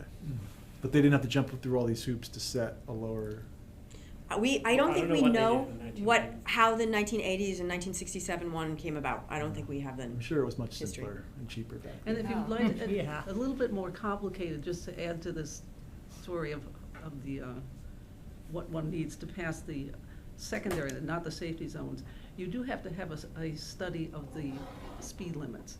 Yeah. That's where it's beginning to get very expensive. Right. And what the state has is they have a rule that says once you gather just the information as to how fast people are going, you go to the 85th percentile of that number, and then from that 85th percentile number, you can only go 7 miles below that number, and that's your speed limit, which is very complex and I think unnecessarily very so, and reactionary, could too. lead to a speed limit that we don't want. It's weirdly It's it's very. really defining it it's- by the that's speed at all- which. that's all it's- Reduce- It's extreme, That's- unnecessarily complicated. But it Well, could- that's not surprising, though, is it? No. Someone's making money. But Okay. All right. Does this make any sense? Yeah, at some level. Yeah. I think it's where you get in, to me, it's understanding some of the history, but when you get into the, like, phase 3 and phase 4, it's Yeah. like, is Yes. this how, like, are these towns spending $23,000 on every, is that what's going on out there, or are people just looking the other way and Right. posting speed I mean, if limits? I understood town council, it could be that if the data is really a sure thing, we could then feel confident going to the state potentially and just asking for it to be done. But I think we want to look at it first. I Yeah. think we're just going to Yeah. have many more tools once we've done some of these preliminary studies. Can we line Right, up but cars Hmm. when they're doing Yeah, the seriously. study? Right. But I'd like to understand from the committee standpoint, and maybe the select board, the priorities. Let's talk about the priorities. So what I heard was, I mean, I would think the most important priority is motorists should drive an appropriate speed to be safe for themselves and safe for pedestrians, bikers, etc. The second priority, I don't know, I would think that it is less important certainly for police to write tickets that hold up in court. Like, who cares really? I mean, they'll ticket them and people remember that they got a ticket and they still maybe they'll go. The third thing is state aid, and can they really hold us up? And where I'm going is if we just go back to posting what we think we should post and let the chips fall where they may, what really will happen? Most motorists will slow down, right? Because the sign says 25 or 20, they're gonna go 25 or 20. Yeah. You suggesting not following the state regulations? I think it's a paper tiger. I think they make it unnecessarily complex with no real penalty. That's what I'm asking. I don't know. I'm saying if we post all over the place, don't, we're watching you, radar control, 20 miles, smile, you're on camera, we can do all these things that get the fear of God in people and they drive slow. We could put speed bumps in, they drive slow. If our goal is to be safe, then why don't we figure out ways to make the road safe? Because as you're pointing out, beyond the expense, there's risk that we may not like the outcome of the data. Yeah, I don't know if I would say, I'm not sure that it would be our committee's role to recommend to the select board to Absolutely. knowingly not be in compliance. No, with the you law. don't need to say that. You need to tell us what is your, out of a scale of 100, how much does road safety count versus I think we've revenue been- from tickets and Well, no, state I aid? think, Oh, yeah. I think Yeah. knowing that we want to, again, like how it got brought to our attention in the summer we're past that now. What our goal is to we are trying to get back to what we had last year in a way that is compliant and legal, and the best way that we've sort of approached that in our investigations has been the safety zones where we think they are appropriate, and then going from there. I don't know if there's a reasonable third option of just posting up signs again. No. Now that we've had the discussion, maybe in the 90s they had, or maybe 6 years ago they had that discussion if we went and looked at documentation of it.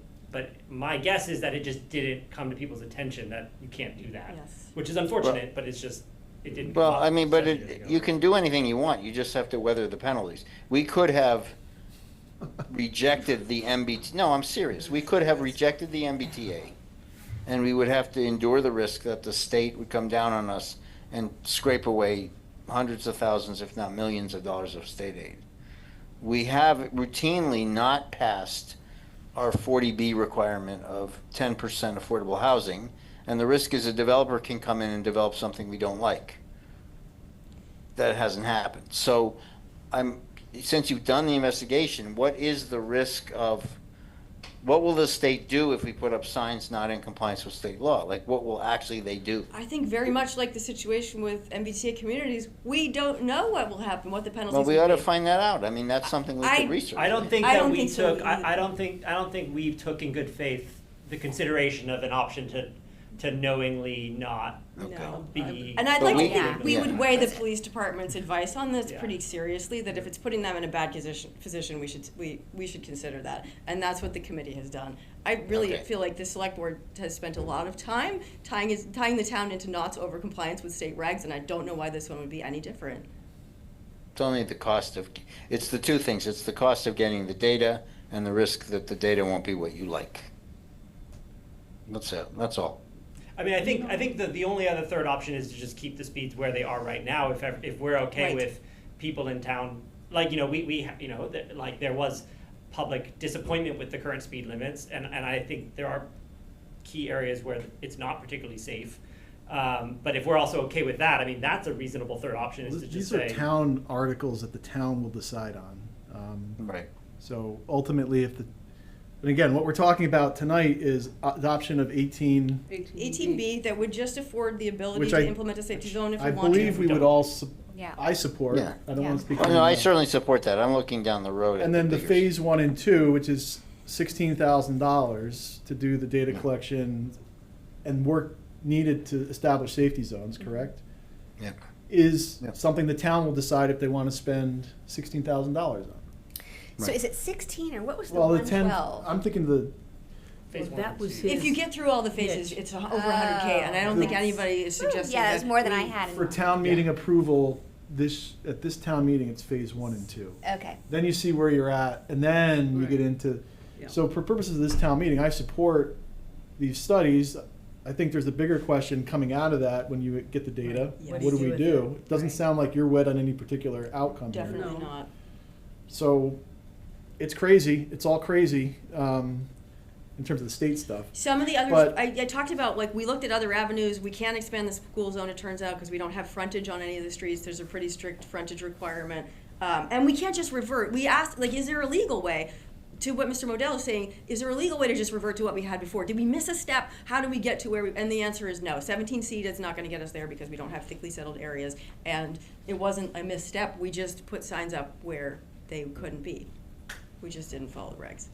So, these are the avenues, this is what council and the engineering firms have said we should do. I think the best argument is consistency and the finality of it. So when you're taking up signs and putting them down Yeah. at the whim of any particular board or town meeting vote, it's not great policy. Right.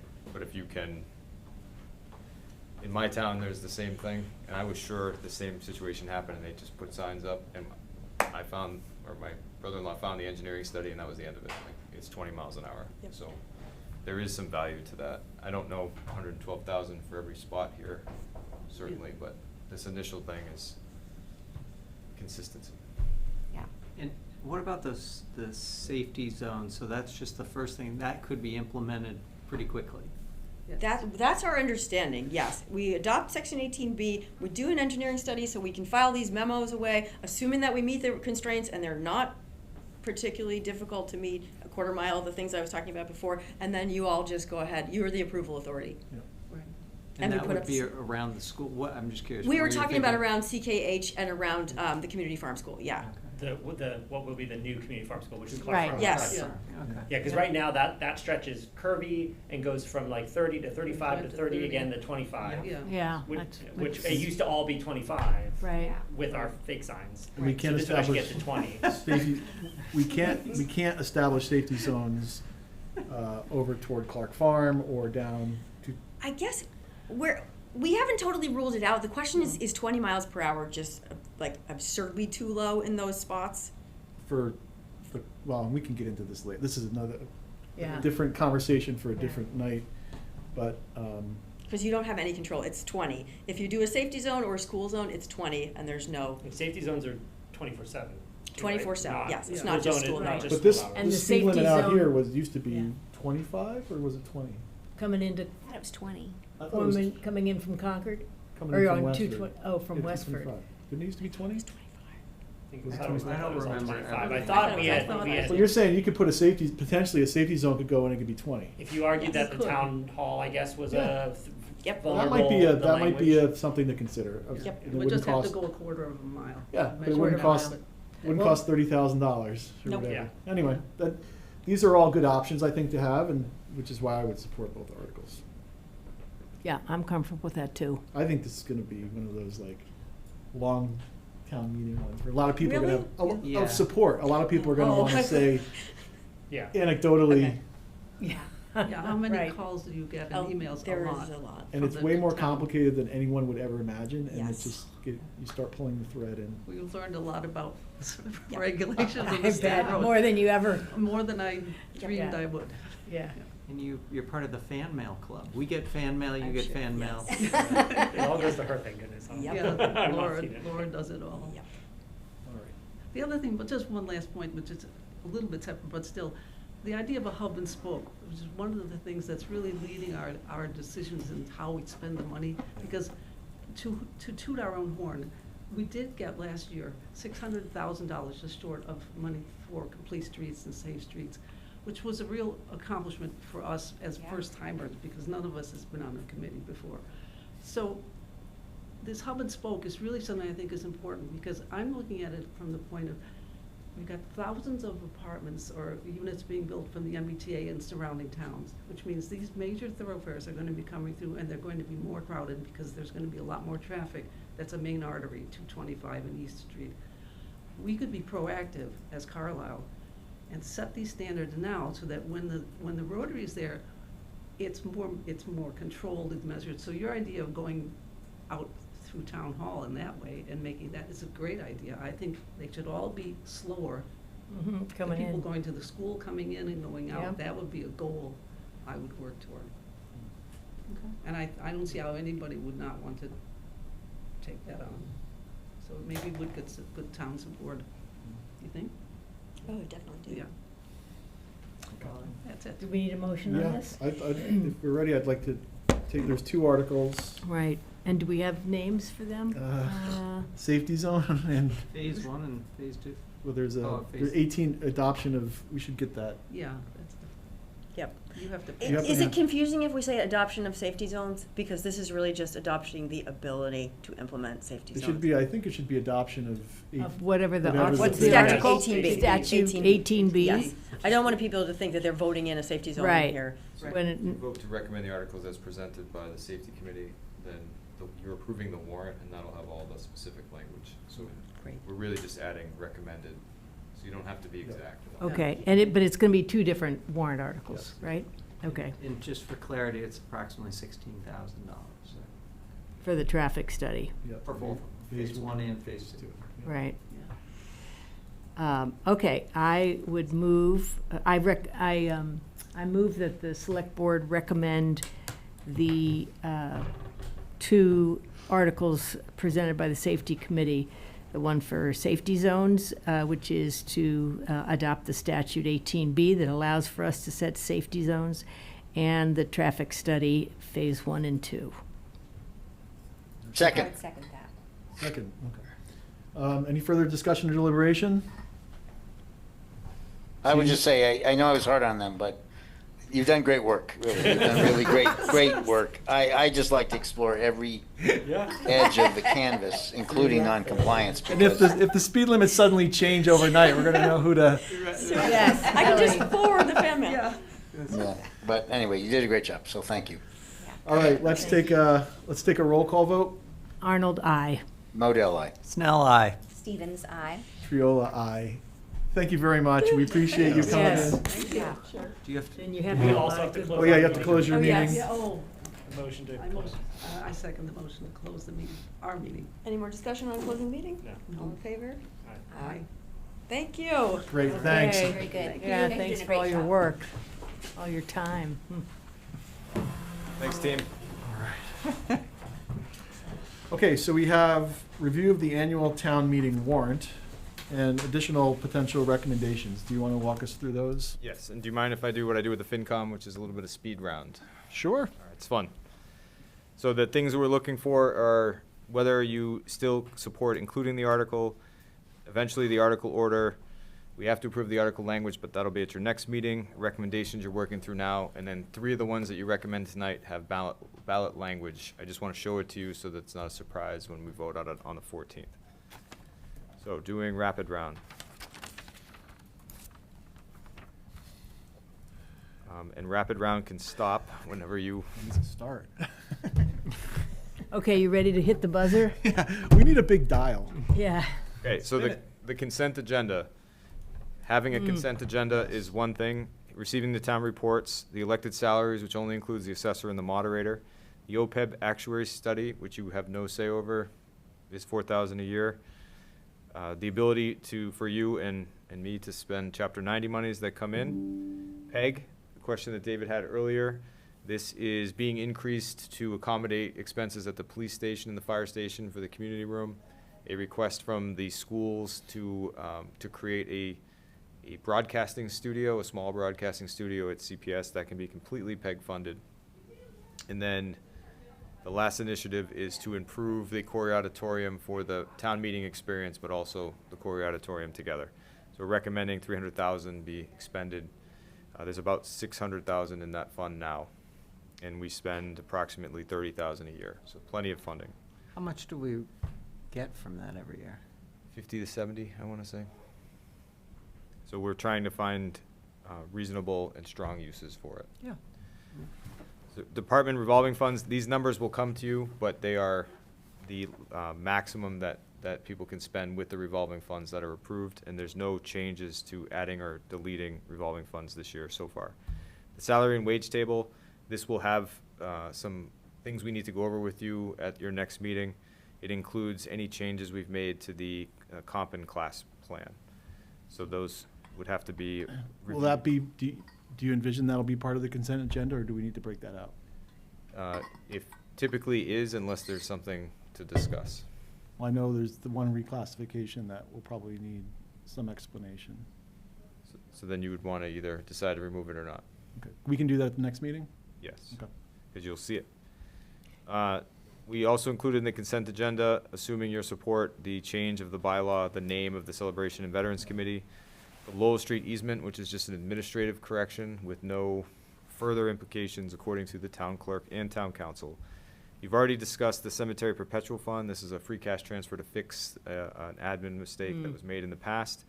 And then I will throw in here that the moderator suggested that the personal property tax exemption be included in the consent agenda as well, because he didn't think that that change was controversial or rose to the level of major debate, since you're lowering people's taxes essentially. So any additional information required there? Any objection to those all being in the consent agenda? But you're saying potentially you would want to pull out. You're saying you might want to pull out the salary and wage table? But why don't we just let that, Let the voters decide. let the, yeah, or what's your Well, thinking let's, about us pulling it out? The one issue that I think you had mentioned, Ryan, is potentially wanting to hear more from or explanation to the town is regarding the reclassification of the health director position.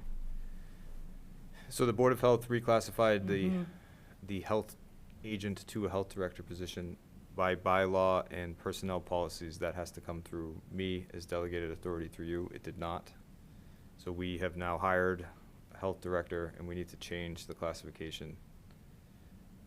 Otherwise, we have a title that is not approved by town meeting. Yeah. And I so that flagged would it be, identified within this table. I flagged this before Yes. the hiring process, and Yes. I don't have to say it was completely ignored, so Yeah. now it's an issue. Do you envision that as a discussion point that? At Well, I town think meeting, you had potentially, suggested or- maybe that the Board of Health explain the reclassification to the town. Yes, Ah, that needs to happen. okay. Yeah. So that's why it wouldn't, that So it wouldn't. would make sense to pull it out then. That wouldn't instead of- fall within the consent agenda. Yeah, right. You wouldn't. Right, Because the right. consent agenda is just a lot of Yeah, gobbledygook that people yeah, go, that- okay. Yeah. If you want to No, I make a think point that's- or an explanation on a specific thing, it should not be in the consent agenda. Right, right. That's my Yeah. feeling on it. I'm comfortable with that. Just so we're clear, this isn't an authority thing. It's reclassifications positions mid-year have major financial and HR impacts, which is why it needs to be discussed before Right. it's done. Right. Well, and you had sent an email out to a number of people that included the recommendation that we do need to reclassify this and that there should be an explanation provided.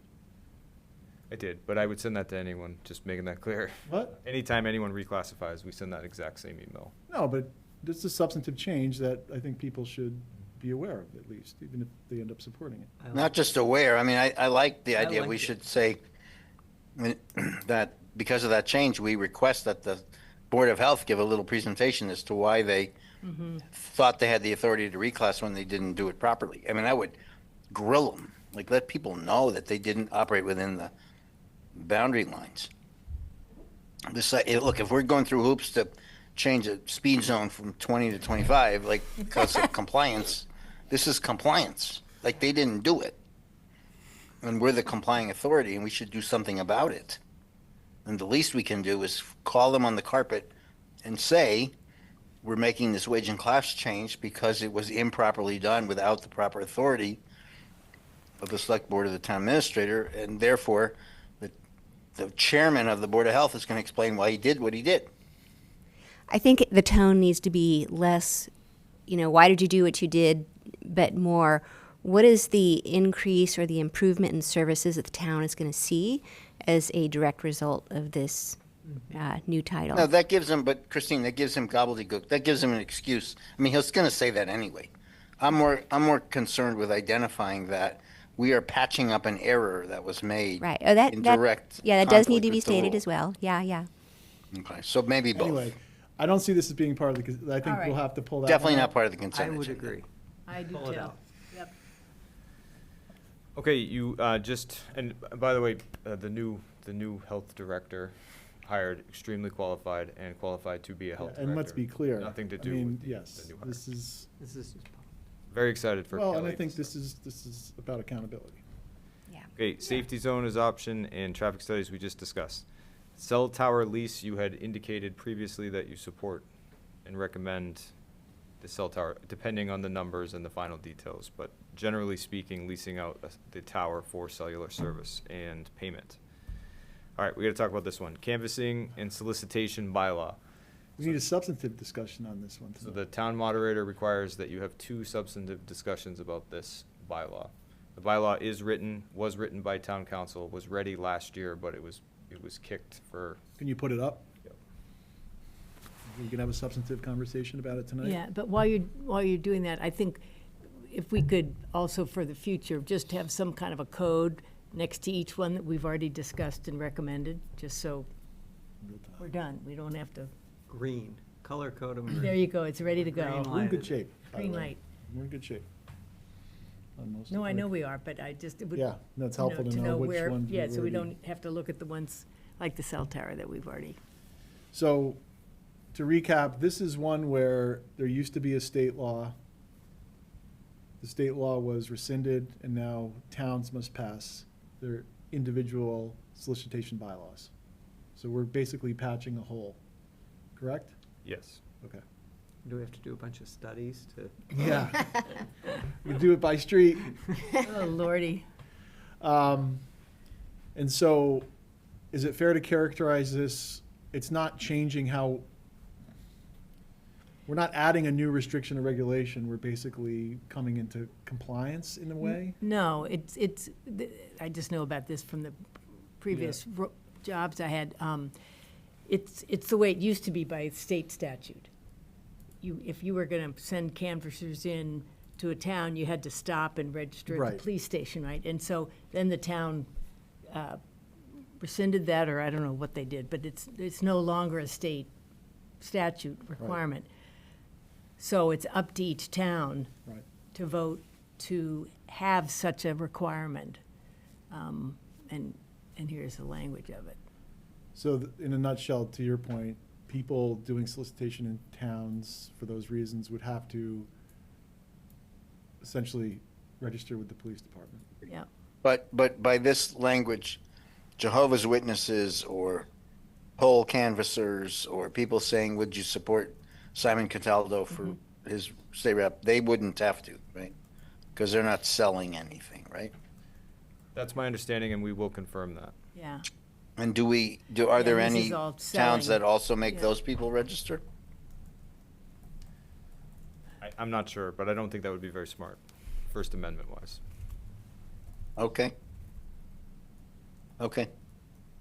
So we should have an answer to that, because that's an obvious, I mean, it's a clear question. So, I mean, overall, I support this. I'd like to get an answer to that question, but Okay. And we could put an FAQ up about it as well. Okay. Yeah. So Boy Scouts can't go around. I mean, you can come to them, but not if they're Girl, selling you cookies. can't. Nobody can sell Girl Scout cookies door to door, I guess, right? They can, they just gotta check in with the police. So if I sent, I mean, years ago, if I sent my daughter down the street Right. and waited Well, for what- her to go house to house like a lot of What's people a- do, I can't do that, right? There's a first line definition, no transient vendor, hawker, or peddler. Oh, okay. So maybe Girl Scouts might, Or I don't know any what other hawker is, person in but- any or form a of peddler? house to Well, they're house peddler, selling. they're Yeah, so- peddling their wares. Yeah. Riding a bike. You know, But, yeah, for but years I my mean, kids went around selling citrus, and we had So- no problem with it for the band. Yeah, so understanding what that means, hey, can the Girl Scouts, the Boy Scouts do their thing? Can they sell spaghetti supper Yeah. tickets? Making sure that Right. we're allowing those community activities. Before, Okay, I can do that. but, That's a good point. Yeah. yeah. But those, I mean, overall, I would support this. Is that a substantive discussion? It is, and we will make sure to inform the public we're discussing it again. Okay. Well, I don't, But we're not gonna take a position on this one tonight, correct? Do we wanna, you should wait. yeah. Oh, right, 2 substantive discussions. Is this Okay, at council's advice? No, Wayne. wait, Because because it's a bylaw ad, Ah, not an amendment. okay. Okay, two cemetery, one you already discussed, but you need to revote. So you approved fee the increase of the fee to 800, but the finance team is asking that you be explicit on the split. So we're suggesting a 400 split, or whatever you're comfortable with. Cemetery fee versus perpetual fund, Mm-hmm. What was the recommendation? half and half, 400. That's coming from the cemetery committee. Were they, yeah, okay. They were thrilled you wanted more. Yeah. Yeah. Yeah, okay. And then the cemetery expansion study. So I talked about this earlier, including some wetland delineation work would increase this to 20,000. They said between 19 and 20,000, but I think 20,000 to be safe. Okay. That's coming out of free cash, okay. So yay, nay on cemetery committee still? And those two changes? I'm good on those two changes. Yeah, I'm fine. Yes. It's okay with me. The fee increases will cover the expansion study. Just, I mean, I really thought they would go, the fee increase is still very modest. thought that I too. mean, instead of revisiting this topic every 3 years or whatever, I mean, I would prefer a larger increase, and then let's not revisit this for another 10 years or whatever, right?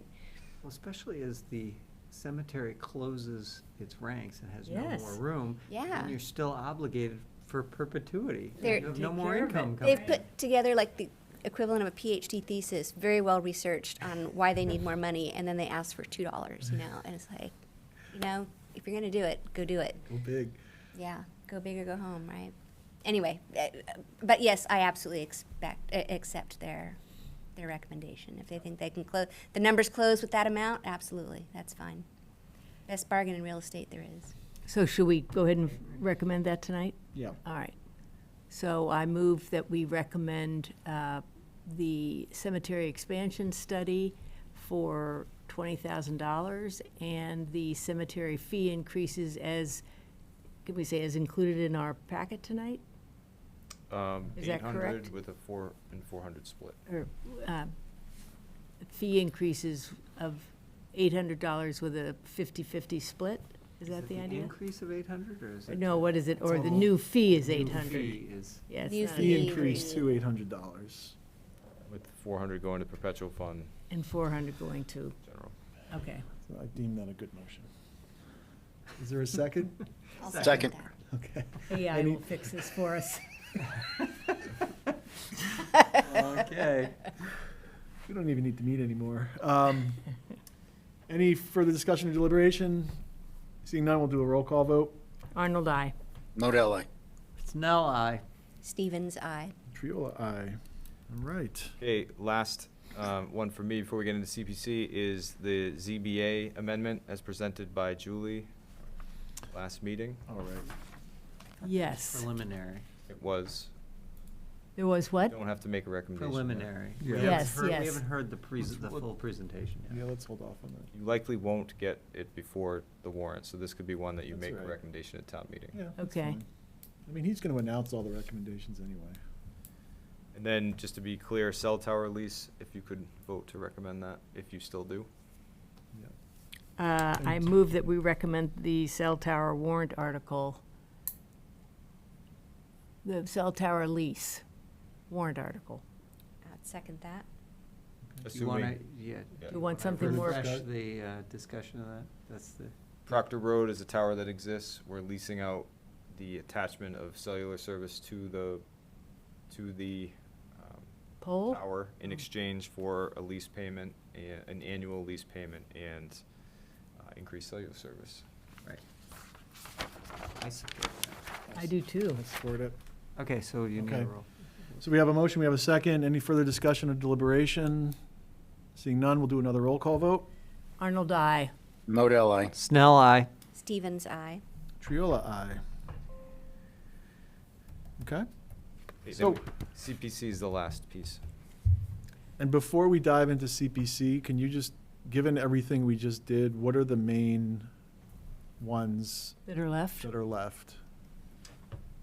The discussion you had on salary and wage Yep. table, the order, Okay.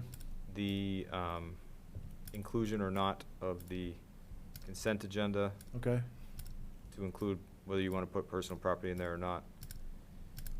And then And canvassing and solicitation okay. isn't done, and ZBL isn't done. So Everything we else don't- is recommended. So we don't need any more, probably we don't, aside from maybe planning board, we don't need any more parties. I'm just thinking of our next meeting.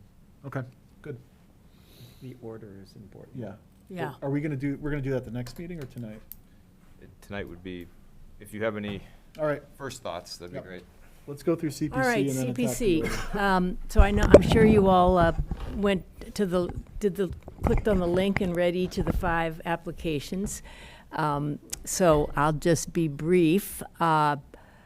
The library renovation, I'll just tell you quickly the update from the CPC, which met last night.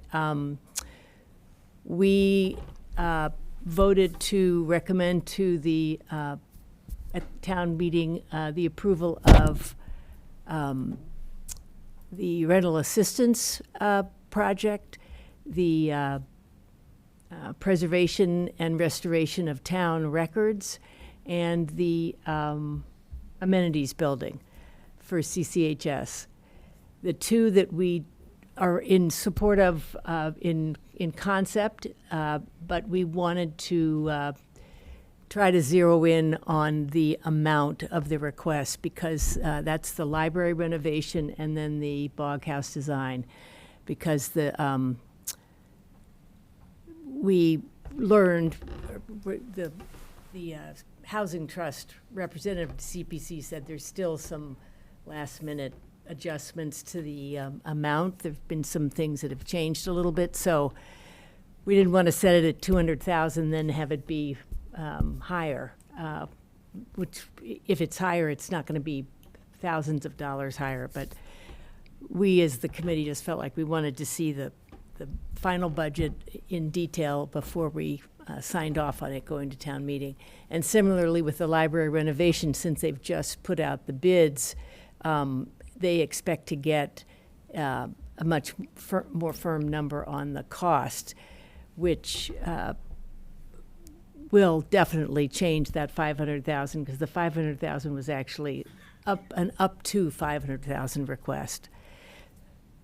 So I guess I would ask if anybody has questions about the town clerk's project to restore and preserve some historic town records, which are like birth records, marriage records. There's a lot of original documents that are still that are some dating way back that are not in a condition where they're going to last. They need to be appropriately preserved as, I guess the right word is, paper documents. This does not include any digitization, which can't be done using CPA money. And then the. Can I ask a question on that? Just So is the pause there? Yes, Yeah. please. So is the thought that at some point, some future board or whatever will vote to digitize? Are we just preserving? We're just hanging on to these so that they last another couple decades or whatever? What is the thought Well, there? I think the hope would be that we figure out a way to fund the digitization of these records so that you can access them without having to, deal with these fragile original documents. But the purpose of this grant is to get the appropriate materials that would allow the town clerk and her assistant to, over the course of their regular year's work, so we don't need to hire somebody to do this, provide the appropriate materials that would preserve these documents, I think, much longer than 30 years. I mean, I think we're talking about high quality. I don't know the terminology in terms of restoration or preservation of documents, but enough that they'll be preserved for a long time. And they're on the verge of being unpreservable. Well, what we have is things have been folded over, or some of the old stuff is, we're going to lose the ability to actually read what it says over time, because they've just been. It's faded or whatever. Yeah, they've just been kept in a pile, of paper, virtually. So, Barney, why does the CPA not include digitization? Is that not a community preservation thing? it's, yes, It's an I artifact guess. of an earlier era, or what? Yeah, it might be because of that, but it's a very specific part of the statute that doesn't cover digitization, and I think the thinking must be that a town should be able to figure out a way to make all their records electronic and maintain that, and that's Right. not something that the CPA should be paying for. Not to put too fine a point on it, but the old microfiche Yeah, is the old way people preserved records, Right. and space, and that's not digital, that's analog. Yeah. Does the CPA funding allow for that? I don't know. I haven't asked that question. I mean, if they're organizing, if Melissa Ashley? Ashley, sorry, are going to the trouble, I don't know, take an image that's not digital? I don't know, yet, it cannot be digital, right? You couldn't take it with your phone No, because I- you've now digitized it, or what? I mean, in the application, it includes scanning records and it says upon completion, Carlisle's vital records will be properly preserved, digitally Oh, okay. accessible. So you can, maybe you can Wait, scan. wait, digitally accessible. Accessible. It says scanned records, scanning records. for access and backup. I don't, Is this the, I'm going by what was on the yeah, website. this is, yeah, So I don't know. I mean, maybe she has a, gosh, I thought we, because Chrissy from the Historic Commission is the one that had the conversation. maybe this with- is an outdated document, but. Yeah, Well, with Ashley. and Go to ahead. that point, if it's, you'd said that they would do this in their normal course of business, so it's not like we're paying additional salaries. Correct. They're just, this is for the materials or whatever, if they need to do ink. Exactly. So if they're gonna do that, couldn't they just digitize it as part of their normal course of business rather than, and skip this step and it be included in Of their? buying the materials? Yeah, Well- and just be included in their job, and they I mean, we could get them a camera or whatever, for, Well, I think one could say, well, okay, you could say that about the original, Constitution. Declaration of Independence. Declaration of Independence, that, well, what do we need the hard copy for, we just. We just did- right? Well, I'm not- I yeah, mean, I'm I not think suggesting not keeping the hard For some copy people in. in town, these old birth records, marriage records, people love being able to, look at the original paper document. Sure, Uh, even though it's been retouched up, it's not really the original anymore. It's like, Well, but it's on the paper that. But it's a piece of paper with originally- emotional value, so. And it Got was it. I think signed, Alright, it's got an original signature Alright, on it and that alright. kind of stuff. So that's, Right, but why lose the opportunity to image it? well, so that's a really good lasts point, longer? David, which maybe our TA needs to discuss with the town clerk Right. and her assistant, if I think that's the goal, but it's Yeah. preserving these original documents. and then Yeah. also Yeah. scanning it and making it accessible. And maybe the CPC is Doesn't funding. pay for the scanning part. No, Right. but they have a plan for that part of the workflow. Right. We have a plan for all of it, we just need funding. Yeah. And if we want to have dead people vote, as Mr. Trump thinks we do, we will also need these originals to produce in the evidence of citizenship, as he also wants to do, right? Thank you, David. Can we also Yes, preserve okay. our old speed Commentary. limit signs? Okay, so, do we need thank any you, more Marty. discussion about the, thank you, that was helpful. Sure, That's really- about the preservation and restoration of these town records? Not for Any me. more discussion? I'm happy. Okay. That was good, though. And Then the amenities building, as it happens, we have Brian here, but we have been around on this one It's before. going back to Brian. Yeah, 12 months ago, or a little less maybe, but and I think the application, except for making it very clear that we don't have the storage room, right, for the materials, and it's very clear there's no, food being prepared, but you may, sell what, popcorn, or, right, things, right. I don't think has it changed any in terms of the content. What has changed, of course, unfortunately, is because our ratio of students to Concord's, ours has gone up, so consequently, our share of the cost has gone up from what we had approved last year. So that 465, 460 is firm. And Concord, their town meeting's ahead of ours, so we will know. And if it doesn't pass Concord, we would just pull it from. Yeah. But they're using their CPA funds this time, so it's likely to pass, I would hope. They took a lesson from us. Yes. Wow. So that's the amenities building. Anybody have any questions about that one? And then the rental assistance. So the only change from the previous year is that instead of making it only for 1 year, instead of having to come back again, it's pretty clear that it's going to take a couple of years to sort of have the discussion with the appropriate parties about what is the way, are we going to continue this program? And if we are, how's it going to get paid for? So this is a request for 2 years of funding for the rental assistance program. So it would be FY '27 and FY '28, $50,000 each year. But it, yeah. So Barney, we have a trust fund and also a separate account that are both going to be applied to rental assistance.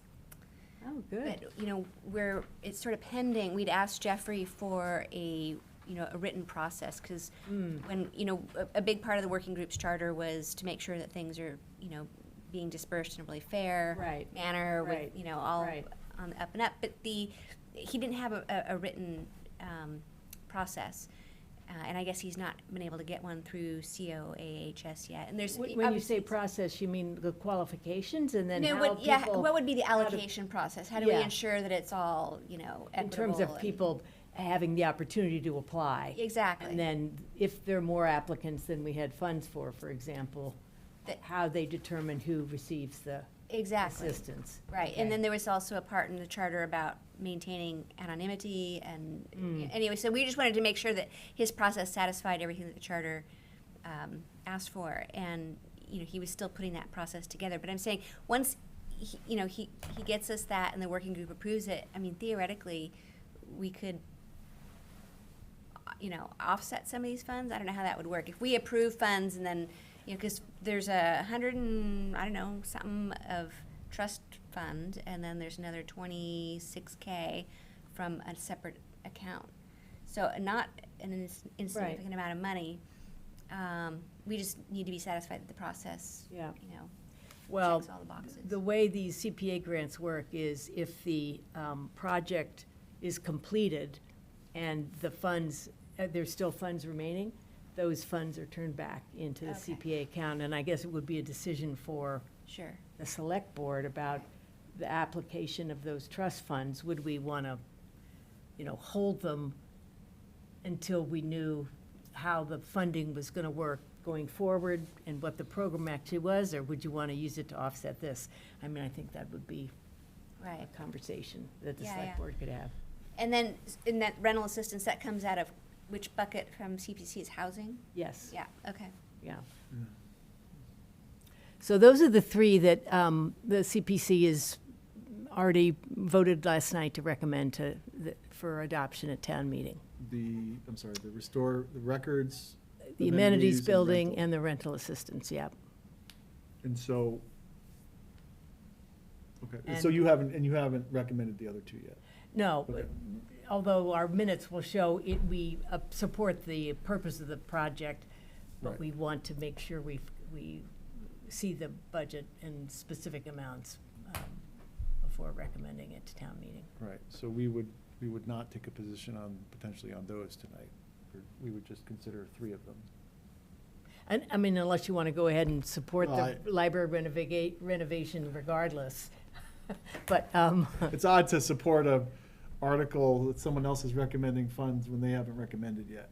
yeah, right, It's- right. So, It's yeah. a little procedural. I do have But we could talk about the other I two think now if you want to. the one that will likely garner a lot of attention as well. I mean, obviously the library there's a lot of public interest in the library, but the Bog House. Right.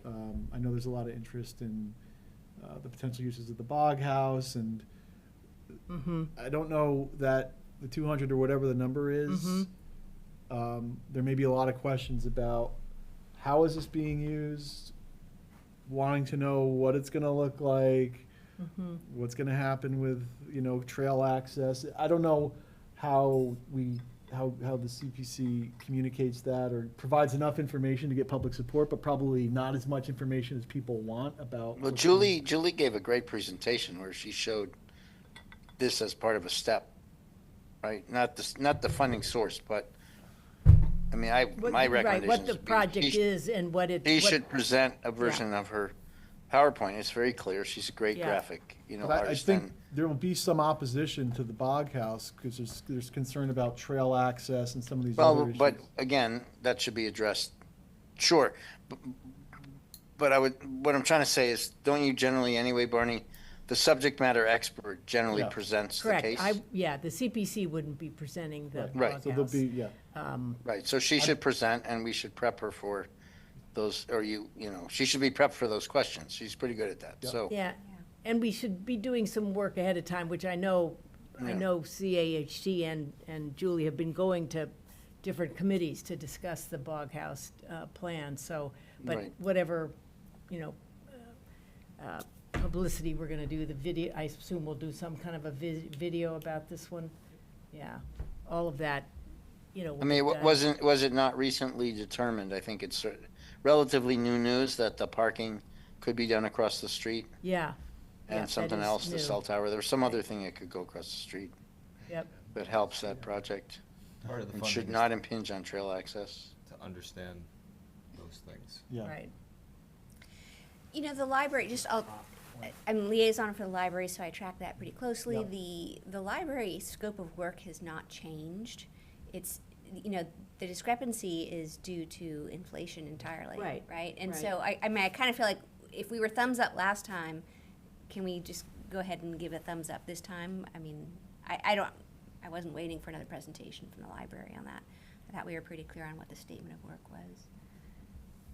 It's just as Scott was saying, it's a little odd for the select board to recommend it before It hasn't the been presented. the CPC, which is the actual Right. authority for, Yes. recommending the spending of CPA money. I see. That, Yep. that's all. I just Yeah. think it's a sequencing thing. Yeah, Yeah. 'Cause yeah. I think it's, when are you taking a position on it? Would it be by the next meeting? Well, it partly depends on, when the bids come back and when they know. We have a meeting scheduled in April, toward the end of April, which is close to, I know, when everything has to wrap up, but we can move it up if people have the information sooner. But to Christine's point, I mean, within the CPC, if the scope of work hasn't changed and you know it within, like we did with the fire station, like, well, we don't know the number, but we'll take a position now. Are they willing to actually make a recommendation? And then, or they really need the final number? Well, some members of the CPC felt very strongly about, wanting to Okay. know more specifically what the amount would be. I think there's a little bit of concern about how large the sum is and that, how that will play as that, is discussed as we go forward toward town meeting. And so if there's a possibility that the number can be lower, that would be preferred. Again, this is a general And that one's feeling. coming out of the general fund, right, for CPC? Well, the way it's coming out of it should come out of the historic bucket, but there's not very much in there. So most of it will be coming out of what they call the undesignated fund. Okay. Yeah.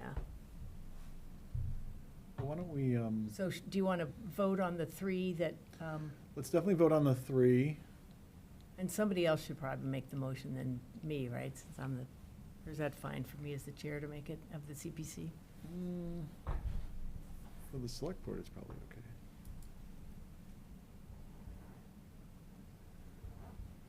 Because you're. He's going crazy here.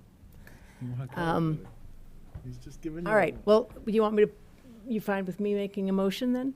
Sure, I'm fine with it, Okay. because you're making a motion as a select board member, not. Right. So I move that the Select Board recommends the CPC restoration and preservation of town records, actually, it's not CPC, the CPA restoration and preservation of town records project for $14,000, and the CPA, excuse me, amenities building for CCHS for $465,460, and the CPA rental assistance project for $100,000 to be used over the next 2 fiscal years. Second. Okay, seconded. Any further discussion or deliberation? All right, let's do a roll call vote. Arnold, I. Modell, aye. Snell, aye. Stevens, aye. Triola, aye. Okay, and then we'll revisit the other two at our next meeting. Will be, yeah, And hopefully we can take a Right. position, or maybe at Yeah. that point we take a position contingent on recommendations. or we may do one of those up to, Yeah, but that's fine. Yeah. okay. We have time, we can do that at the next meeting. Thanks for coming, Brian. You can stick around for the end? I think I'm good. You got the all clear? Sorted, yeah. Good night, all. Good night. Thank you. All right, Ryan, where are we done with item Good. 4? What do you think about the order? Oh, yeah, order, Right, thank you. okay. I like, is this the proposed order? So at the last meeting, when it was on a Sunday, you had front-loaded the decisions that had to happen. Yeah. Then you addressed the consent agenda, and then there was the general articles underneath. So we've generally followed that formula. Some say you should put the consent agenda at the top. Right. Well, doesn't the, yeah. It feels like you have so much momentum. It's like you've already crossed off 26 items. Well, and if for some reason, if you don't approve the salary and wage classification, after you've already approved the you know what I mean? Like, there's a little chicken and egg there. Yeah. Okay. Well, let's start at the top. This is, we hope to get done in one night, right? Do we think there's anything that leads us to believe it will be longer than a night? I don't think so. Okay. So the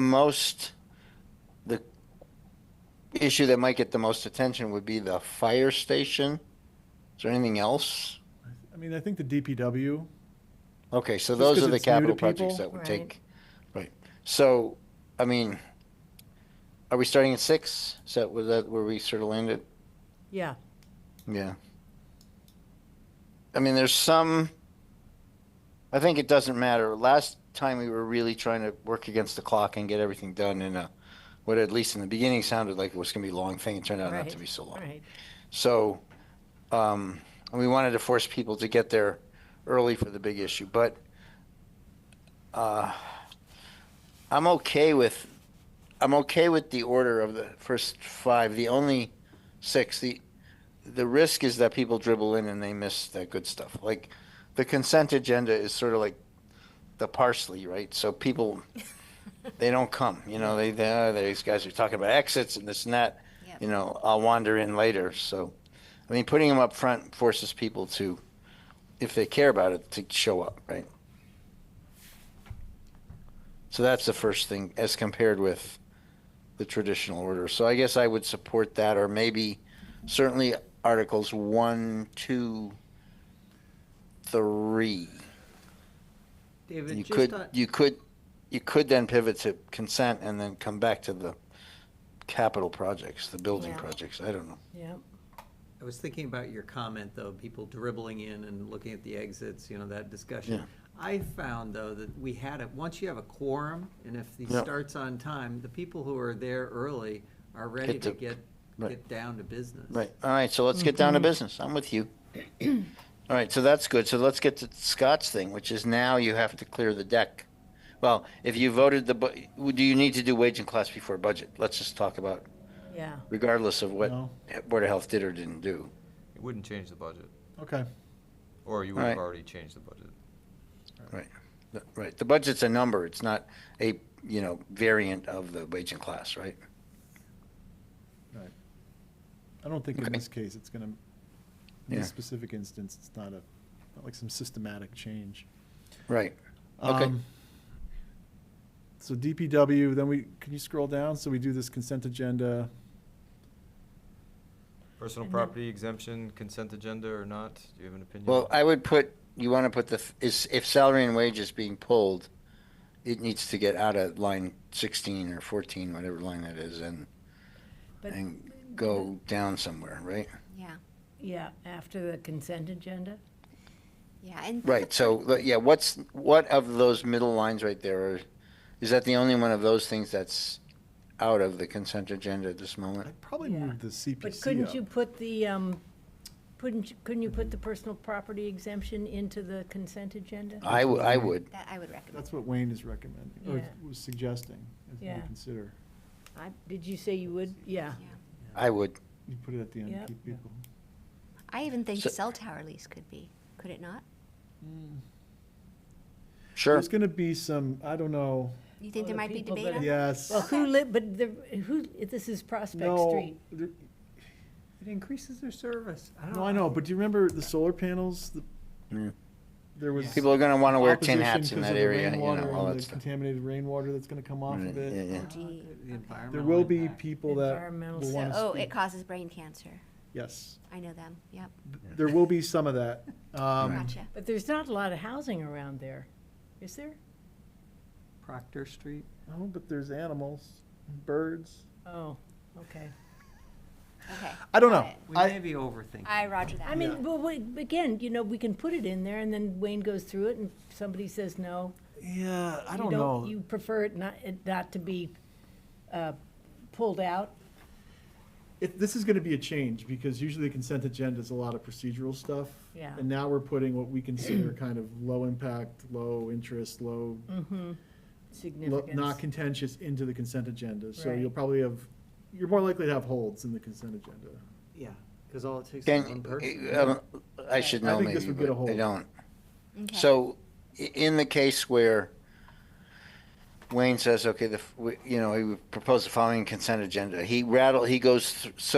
there's no opportunity in his laundry list, as he says, Article 9 covers the BIP, and Article 10, there's no opportunity to say a few words about what it is, any explanation, he's supposed to just read, this article's getting lumped in the consent agenda? Pretty much how. Except we've what's done it. written in the motions handbook, right? Handout, Yeah, it's up to him, really. yeah. I think the cell, Yeah, I'd pull it out. I would stop at, I think personal property exemption could stay in yeah, because it's an exemption anyway, so it's a good thing. And then salary and wage, obviously that's gotta go down, right? So your first 19, which is the governing lines? The article is the A column? articles Yeah. the A column. Yeah, okay. So articles 1 through, or X through 17 now, right? Because 14 moves away. That would be in the consent. You'd get you to Article Well, you were- 18, which You would were be the including new. 18, weren't you? No, because Ryan they're doesn't pull taking anything out. salary and If he wage pulled, out. if he pulled yeah. line Yeah, 16 right, out, so- it would be clear. Yeah, it makes a Yeah. new space. Right. All right. And this is probably. I wonder though if our the, plus- even though, I wonder if people have questions about the cemetery perpetual fund, even though it's correcting a mistake, unless somebody can explain that, because there's also the cemetery, Oh, yeah, two that's other a good idea. cemetery warrant items. Hmm. Whether we need to, Lump. or just leave it in and see if somebody, We'll be prepared. pardon? We'll be prepared to explain. Yeah, but just leave it in Okay. the consent agenda for now. That's the only, Okay, yeah.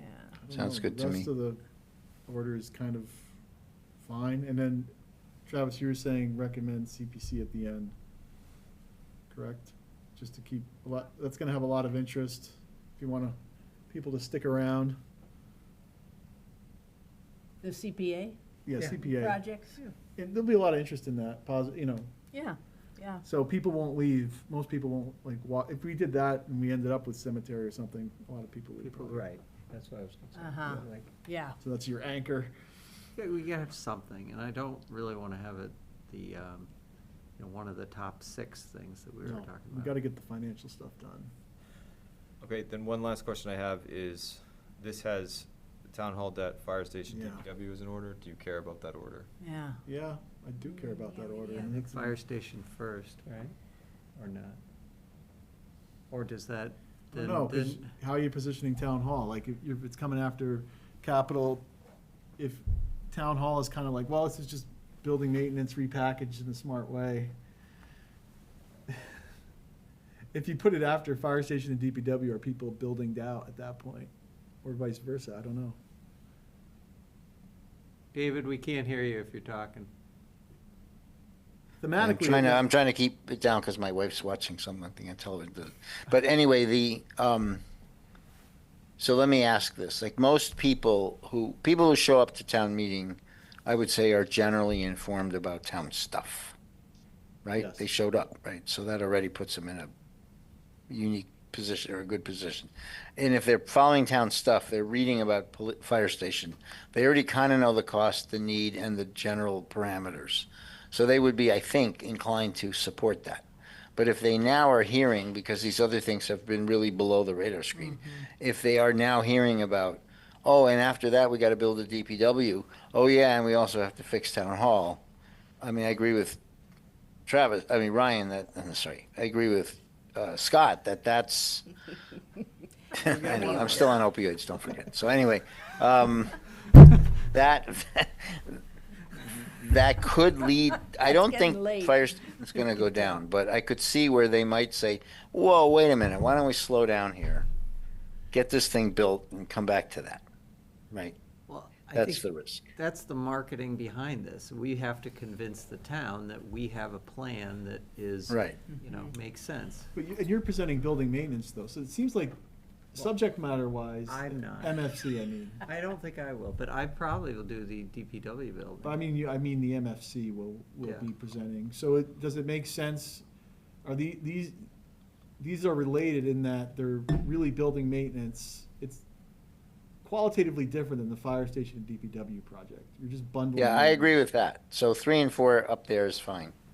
I guess let's talk about 5 and 6. I think you got to do fire station. I mean, just from a fairness standpoint, Yeah, I think you do fire station and then like if you did get it done. and yeah. then do DPW and If they don't like DPW, we haven't done a good job selling it. and I Right? think we've already kind of set an order. We've Yep, you yep. said fire okay. station and then DPW. So Yeah. to flip that. Yep, So I agree with that. That I'm makes good with sense to me. this. Great. My last question is, those last 3 you discussed are all to be excluded debt ballot questions. Yes, sir. Yep. Unless you got some good couch cushion money hanging around, Ryan. I do not. Senator Barrett might be. He's too busy working on this. None of that, Matt hits. All right, that's That it. it? We're in good shape for the 14th. Great. Great. Item 4 is done. Done. All right. Ooh. Okay, we're mostly on time. So item 5 is the employee contract approval for Police Chief Amendola's contract. Yeah. So the contract that we have and we reviewed is the one we'll be voting on, Yes. correct? Okay. Yep, and the contract is available and will be put in the packet for those who would like to review it. Here is the highlights of the contract as the select board discussed. This was a negotiation between the chief of police, whose 3-year term is up in May, actually, for a 5-year contract. So a new 5-year contract for Chief Amendola based on his excellent performance in the town so far. Just a tremendous job in his first 3 years as police chief. I can't believe it's been 3 years. Yeah. So a 5-year term. His new salary starts at $161,000 and includes an annual 25% education compensation. So that's on top of the 161.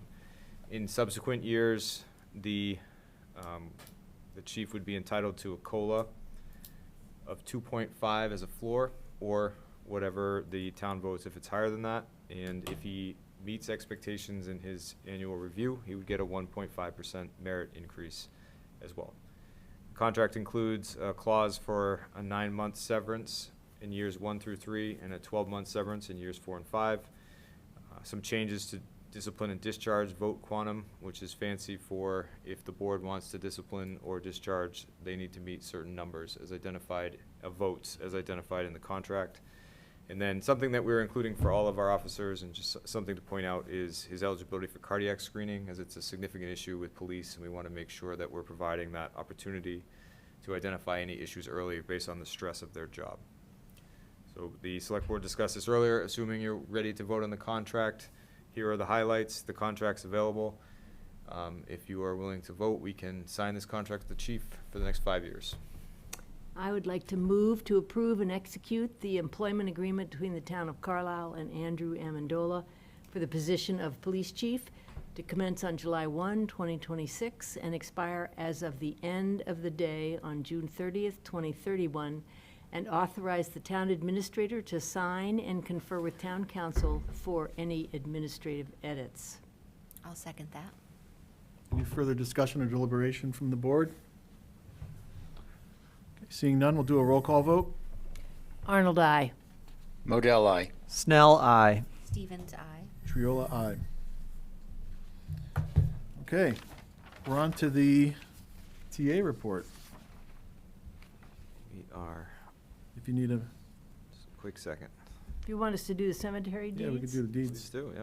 Okay. Let's do the cemetery That's deeds. page 122. So we're going to move on to item 9, cemetery deeds.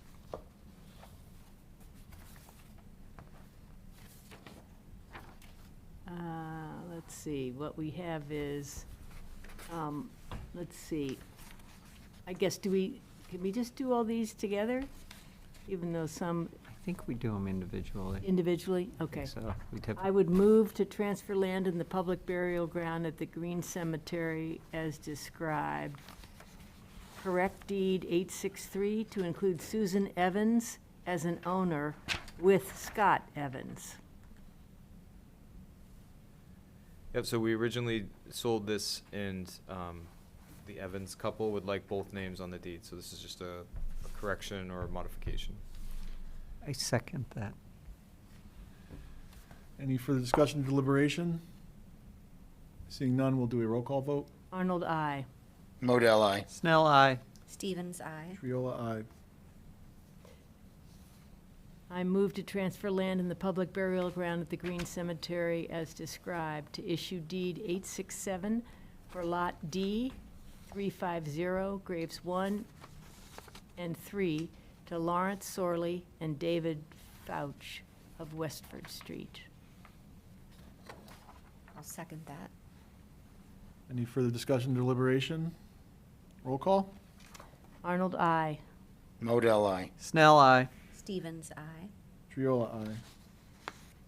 And I move that we accept the return of deed 309 for Lot 508, Graves 1 to 8, from Mary Martins as the Martinez. Pardon? Martinez, yep. Okay. Is that a misspelling or it's Nope, with an S? that's how they Okay. pronounce it. Martinez as the land is unusable. Second. Any further discussion or deliberation? Roll call? Arnold, aye. Modell, I. Snell, aye. Stevens, aye. Triola, aye. I move to transfer land in the public burial ground at the Green Cemetery as described. Issue deed 868 for Lot D 204, Graves 1 to 8, to Mary Martinez to replace the unusable lot. Second. Any further discussion, deliberation? Roll call? Arnold, aye. Modell, I. Snell, aye. Stevens, aye. Triola, aye. The timing is important with that. Yeah. The, Thank you. there's one that doesn't, I'm assuming one doesn't have a signature thing, but I'm assuming it's just, Jumbled in there. yeah, there's like 2 copies of each, is that? Okay. Just wanna There's make missed stickers, so. No, I just want to make sure there's not like an old version or something in there. Okay, so we'll get to signing on that. And do you want to begin your TA report? Yes, great job, Mr. Chair, getting us back on track. So here is my Great job derailing us. TA report for March 24th, Yourself. 2026. I did hold a coffee hour today and had a large attendance. We had a lot of conversations about surprisingly tax impacts and some issues about management of property, as was discussed at Benfield for Village Court, just some advocacy for making sure that Village Court remains open and accommodating to people with disabilities or of advanced age. So we're going to work through those processes, and it's always great to have conversations like that so we can understand what residents are going through and relay that to you, the decision makers here. Also, we will be starting, as we went through tonight, many warrant articles that are coming before town meeting, lots of interesting stuff. Stay till the end. It's going to be some great CPC articles, and we're going to have some podcasts about that and some information coming out. So please, If you're not getting information about town meeting in a way that you want, we will create that content for you and get it to you. And we ask that you let us know how you need it, and we'll make sure that you get it. In terms of an HR report, I'll get to the resignations of Kathleen and Jeremy at the end when I recognize their service to the community. In terms of report, I want to let you know that Aubrey led an effort to reclassify our DPW positions to better reflect current operations. So this is future hires, not current hires.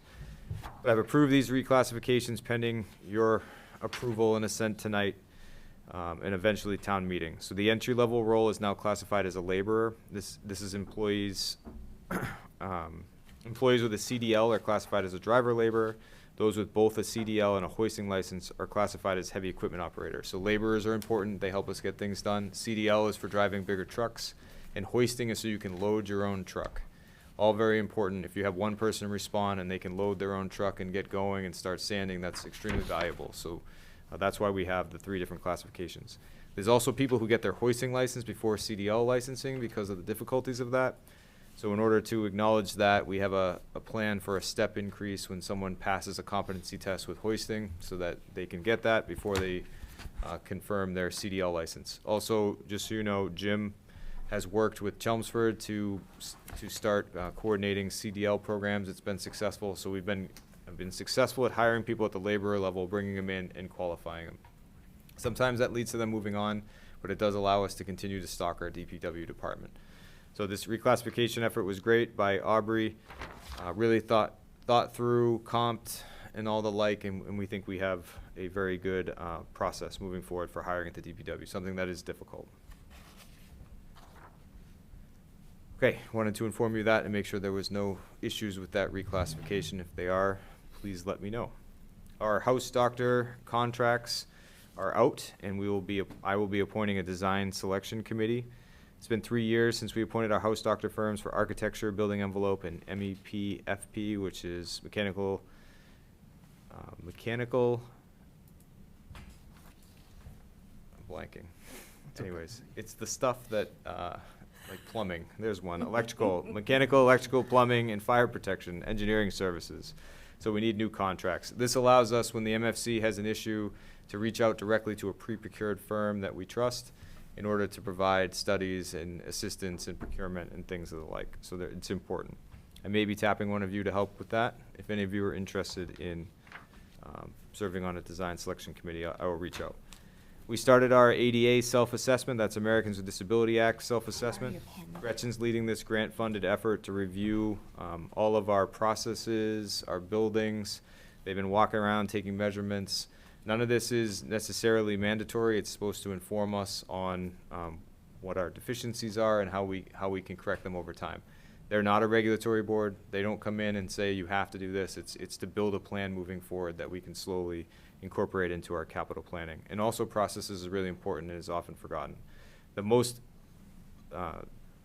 common way people access their government is through the website now, and that needs to be ADA compliant as well. And we've worked a lot with our boards and committees to make our website more compliant, especially the materials they're adding to it. So this is a big effort. We'll have a big presentation for you at the end so you can understand where we're at. And I will tell you, we're pretty good for a small town. All right, this one might require some more discussion. As we head into construction season, I wanted to bring back up Audubon Lane. So this is a discussion we had last fall. A resident came in and demonstrated their need for support from the town as water was draining onto their land, potentially from our road or from climate change and other changes. So the design cost for this, I just want to make sure you understand, range somewhere between $20,000 and $38,000. I can negotiate it down to the lower level by not having conceptual designing done and just getting right to construction document development. The original cost estimate was $35,000. So this could range in cost between $55,000 and $73,000 for the fix. So we can include that in the bid package, and we plan to, since you directed us to do that. I just wanted to make sure that there was no additional discussion necessary or conversation about that as you believed the original cost to be $35,000. Yeah, I would like to challenge that. I mean, it's one individual homeowner. I was talking to Ryan earlier this week. Is there any provision For, a homeowner to split the costs with the town. This is purely for their benefit. It may or may not be partially our fault, but, it's escalating to a point where I think it's not defensible that we're spending that much on one property. And it's a private road, right? Yeah. Yes. Yeah. It leads down to a private road. It is the The homeowner's work would be property. done, though, On town-owned land. town-owned land. Well, and again, I went back and looked at the materials provided by Nitch, and, in that whole review and the two options, I mean, he was pretty direct about this option's like 35, and this concept that, oh, by the way, there's $38,000 in conceptual design and construction and admin and design support was not mentioned Yeah. when we had that discussion and when we had the homeowner here and when we deliberated this. And I take exception to Nitch for not mentioning, oh, by the way, Yeah. the majority of expense is not being mentioned here. And I don't even understand how, and again, this is municipal, right? But conceptual design and construction and admin design support would exceed the actual cost of construction for what was being Right. described. So I don't know what's going on with this one. So I'm fairly certain that we could get the cost to 50 to 55,000. So I don't think we need conceptual design, and I have discussed that. I just want to make Yep. sure that you knew that that was the estimate. So we're talking about 50,000. If we added it to the road maintenance plan for the year, I do think it would decrease costs because of paving and the other things, but not to a level that would, it's not going to be less than 50. So it's 15,000 more than you originally approved. I didn't feel comfortable approving that without bringing it back to you. What's the process? Is it like an ad alternate or how does this go, and can you put it into the bid and then get the actual cost information?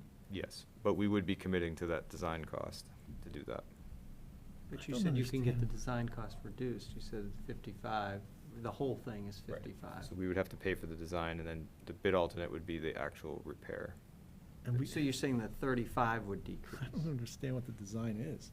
So your design costs are fixed there, 18 and 20. A curve. Right, what, Who would be doing that work? Nitch? The design? Yeah. Yes. I thought what they described was a fairly simple fix, so I don't know. Is there a number you're comfortable at?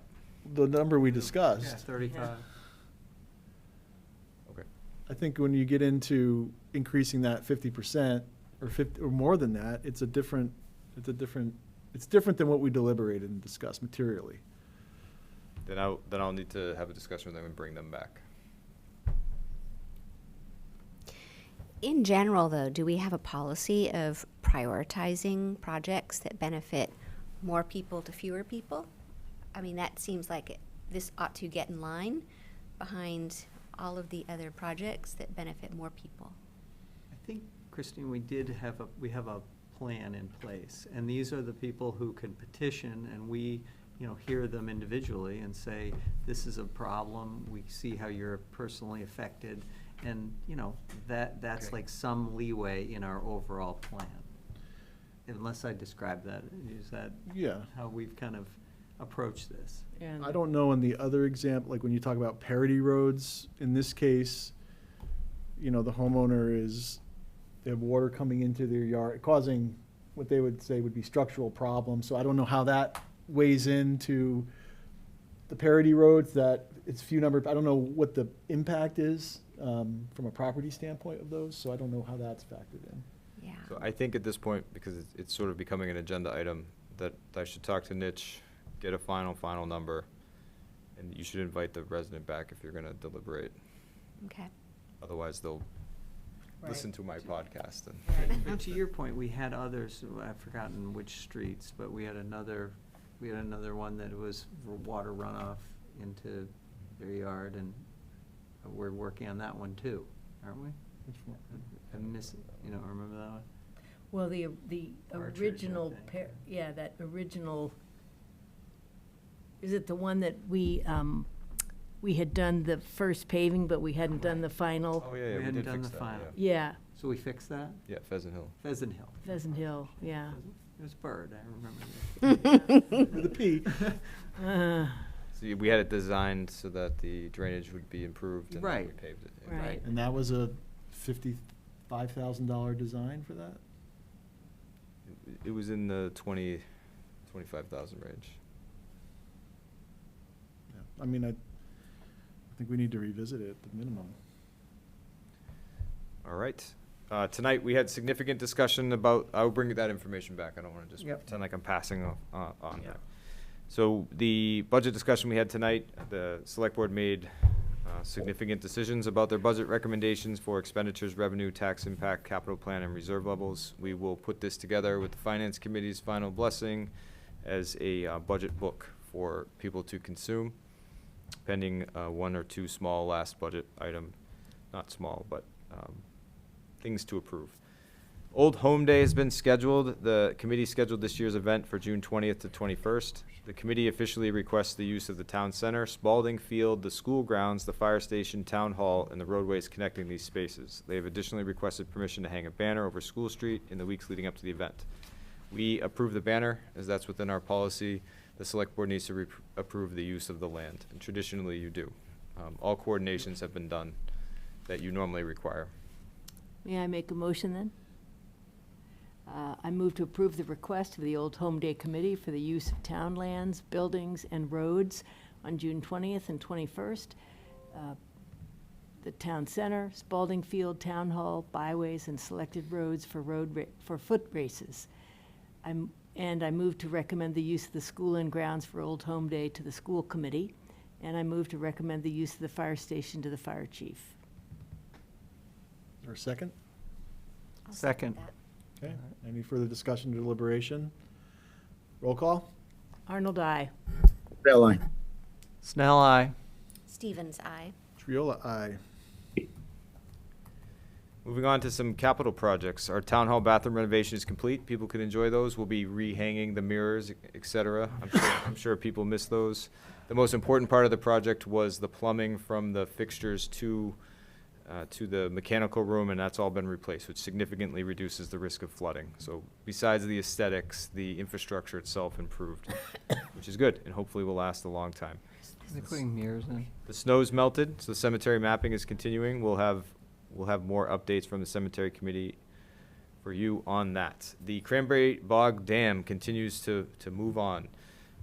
We have worked and are trying to finalize an agreement with the dam engineer to help us understand the various aspects of the dam. So that continues. It's a very complicated project, but Megan has been working really hard on it. The initial recommendation is and we have authorized some spending to dig out I don't want to call them spillways because that was a touch point earlier, but to create the space for the water to move through the dam so that the pressure is relieved off it as water starts to accumulate from the spring.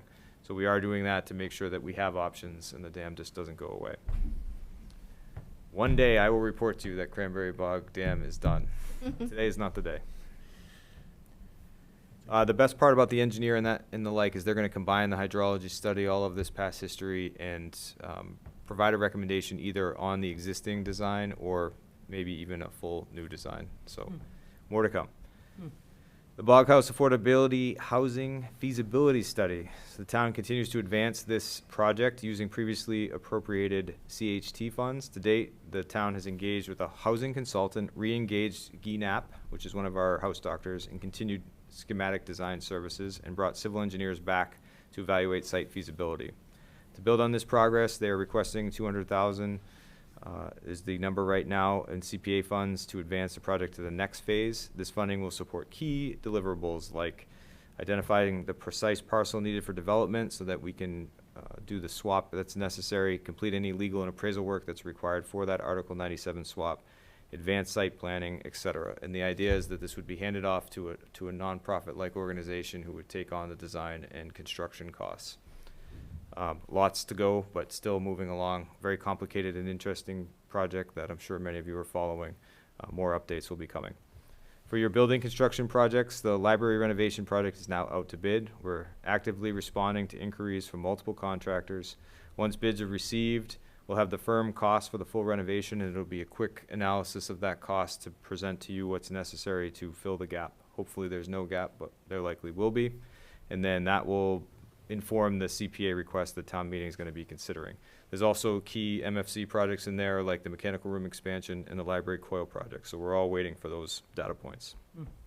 The police station renovation is going to be advancing quickly once the weather conditions approve.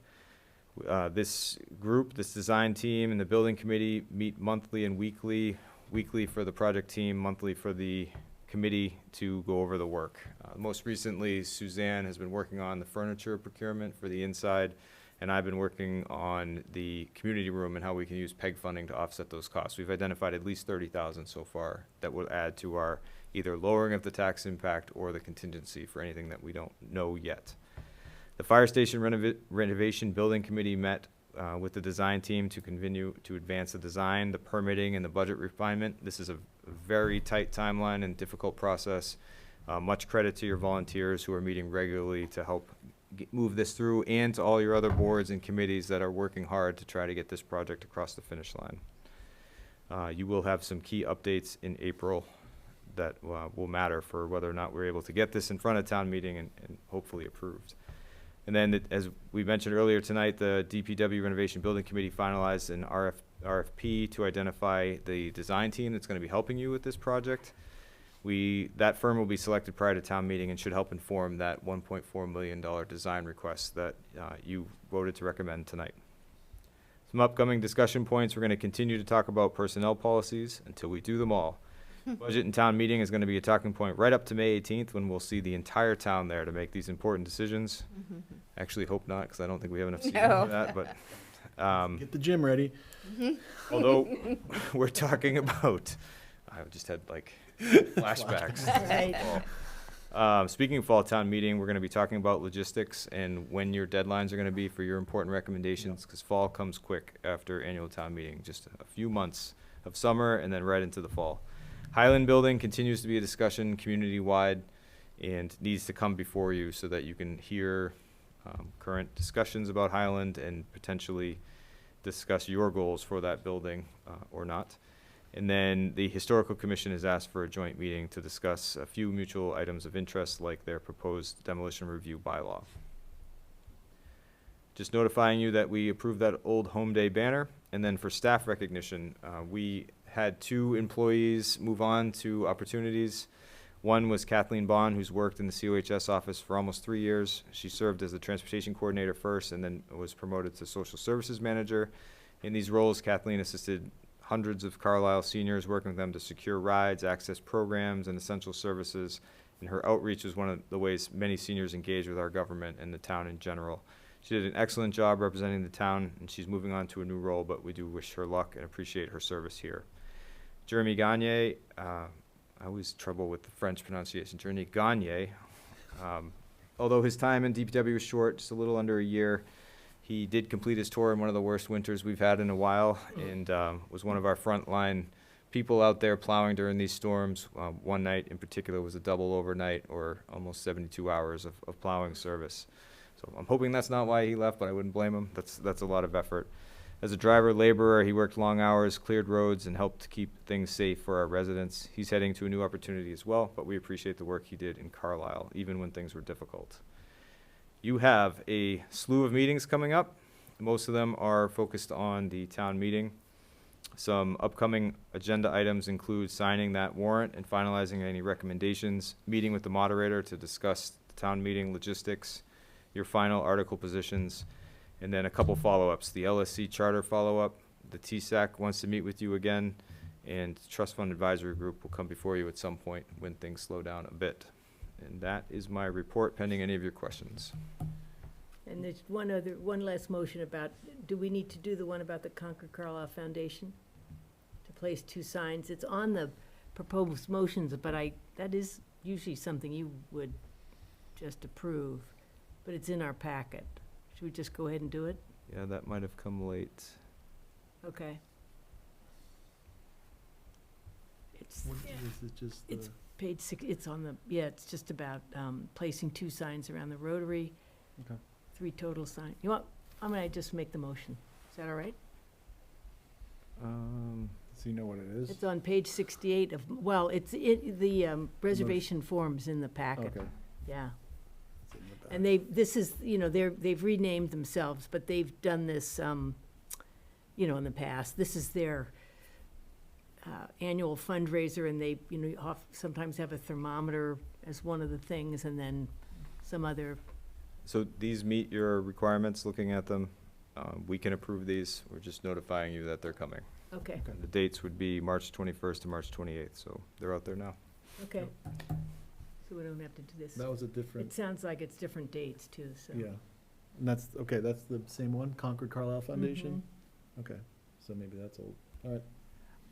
Okay, I have Go a ahead. quick question on cemetery deeds, just more procedurally, because one of the people will be interned this Thursday, and if David hasn't signed, I'm assuming because we've voted on it, that won't be a problem. Yep. He has enough signatures there. Okay.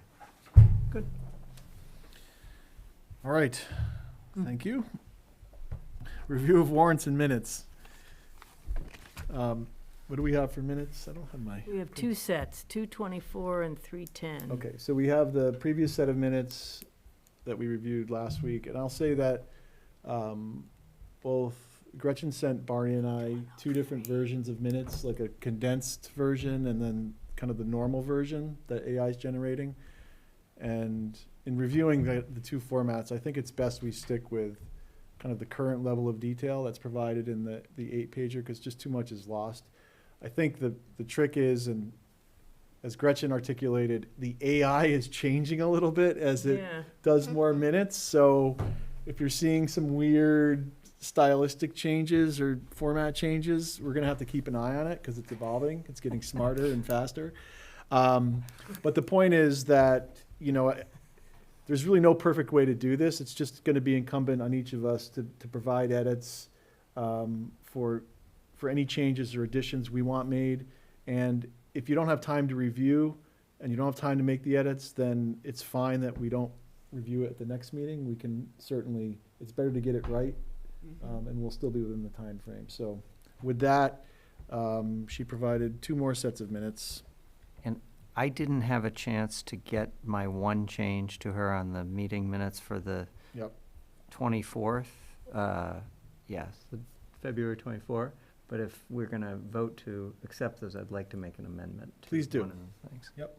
But do you need a? We want the motion If first? you want 'em- I don't care. and then However, the amendment, or- you tell me how you want to do it.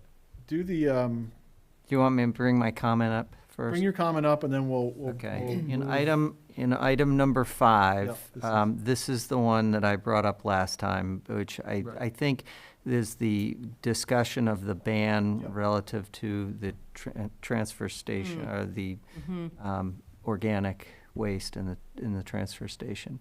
Right. And I just wanted to make sure that I would propose the last line of section 5 says, "The board expressed general support for the concept while requesting refinement of specific language and messaging before implementing any formal policy." I would propose that it be changed, "The board requested refinement of the specific language and messaging and will revisit this before implementing any formal policy." Because I think that more accurately reflects what we asked to do. Rather than the express general support. for the Rather than concept. expressing general support. I don't think that was And the word- universally. And the concept is up for debate, what they meant, because we might have expressed support for the concept of organic waste, but not the concept of a ban. So it's a bit, so that's, okay? Does someone wanna make- That's my, So can we Okay. make a motion to approve as amended? Sure, I move that We'll be back, we so. accept the minutes of February 24th, 2026, as amended this evening. Is there a second? I'll Second. second. Okay. Roll call vote? Arnold, I.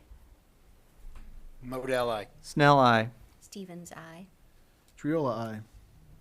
And then we have the 310 minutes. Did people have a chance to review? I And what's that? I- Okay. I did not. Do we want We to? can hold off, though. Do we want to hold off on this one? We can do it the next meeting?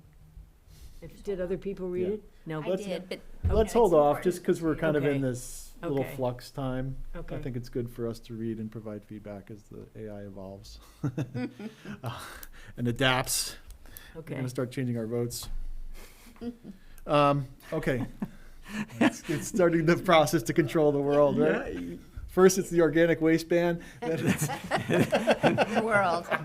Katie Bartlett. all right. Is that it for the minutes? Yeah. Okay, liaison reports. Well, we did the school committee. Thank you for, David, for stepping up on that. Historical Commission, again, is going to be coming in probably end of April for a joint meeting. They're also interested in Highland, so we'll discuss Highland as part of that. Okay. Anybody else have any? Can you guys hear me? Yes, David. No. Yeah, I Go ahead. yanked my speaker cord, I yanked my headphone cord and I can't hardly hear, but you can hear me. So we met, I only participated from my hospital bed briefly, but the Affordable Housing Trust met last week, and the part I weighed in on was kind of what we talked to Mr. Barrett about today. And they seem good. We have a notional plan. Now, Mike Barrett's comments are, we need to take that into consideration with regard to whether we have a meeting, gather data, do something else, but I believe, at least from our side, the path forward is to certainly gather the data. We have a lot of data, and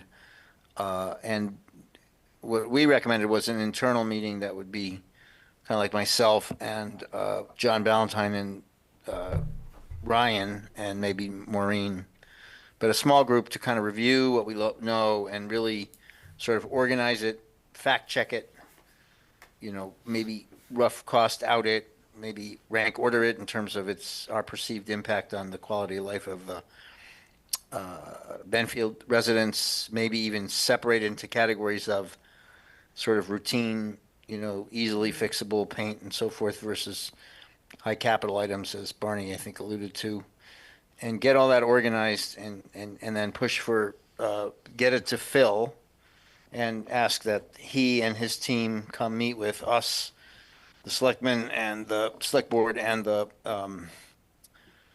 residents again, and hear that, and they would have that list ahead of time, and they can comment, rebut, otherwise, discuss their position on those items or other items. And again, non-confrontational. We just want to set the facts.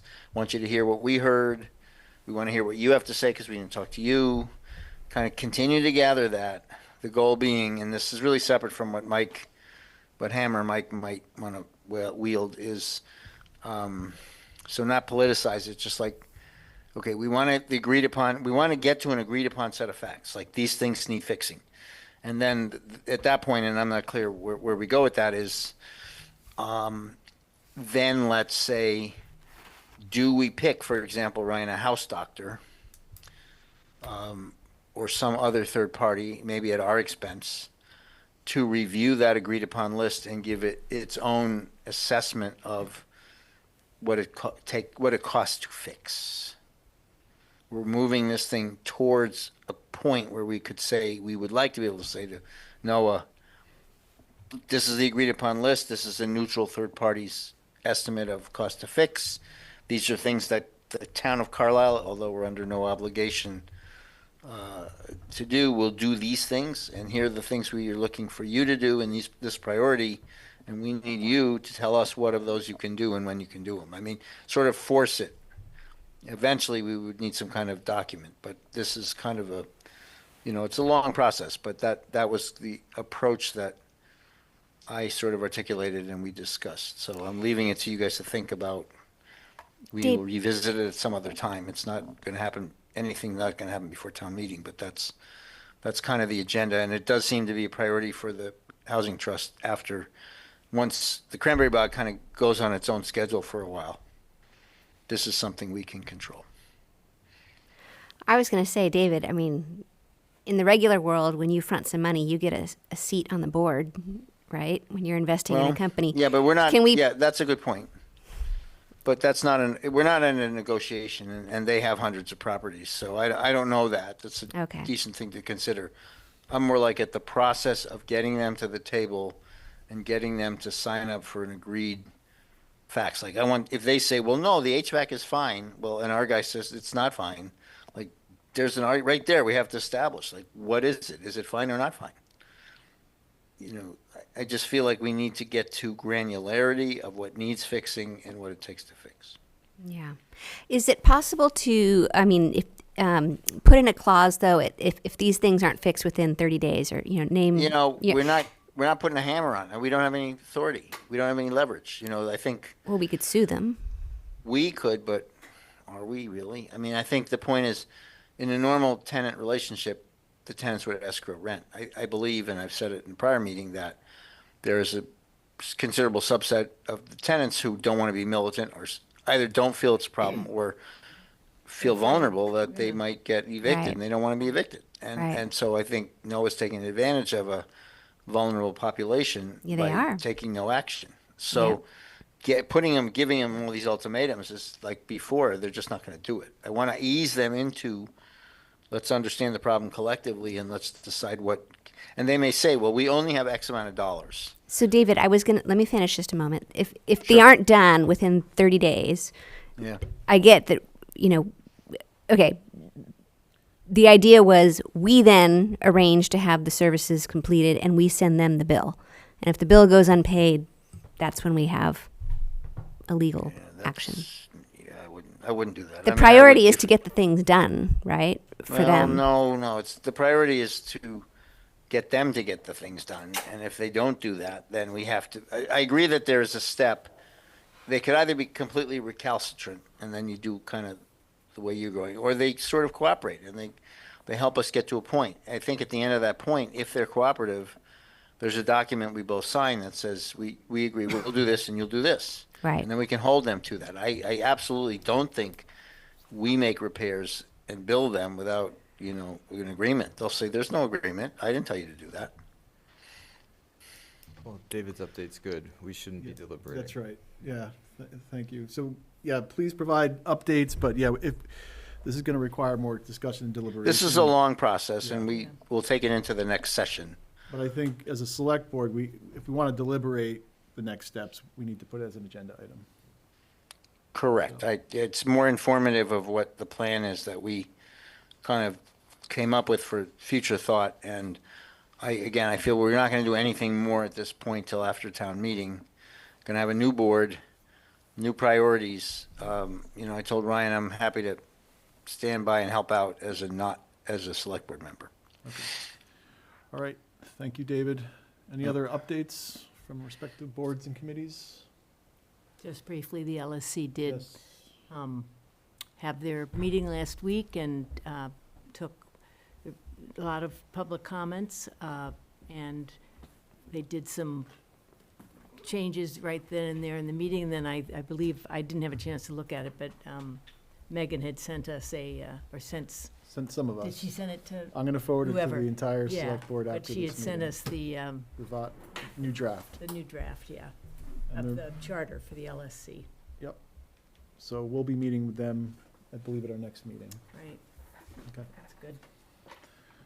Anything else? All right.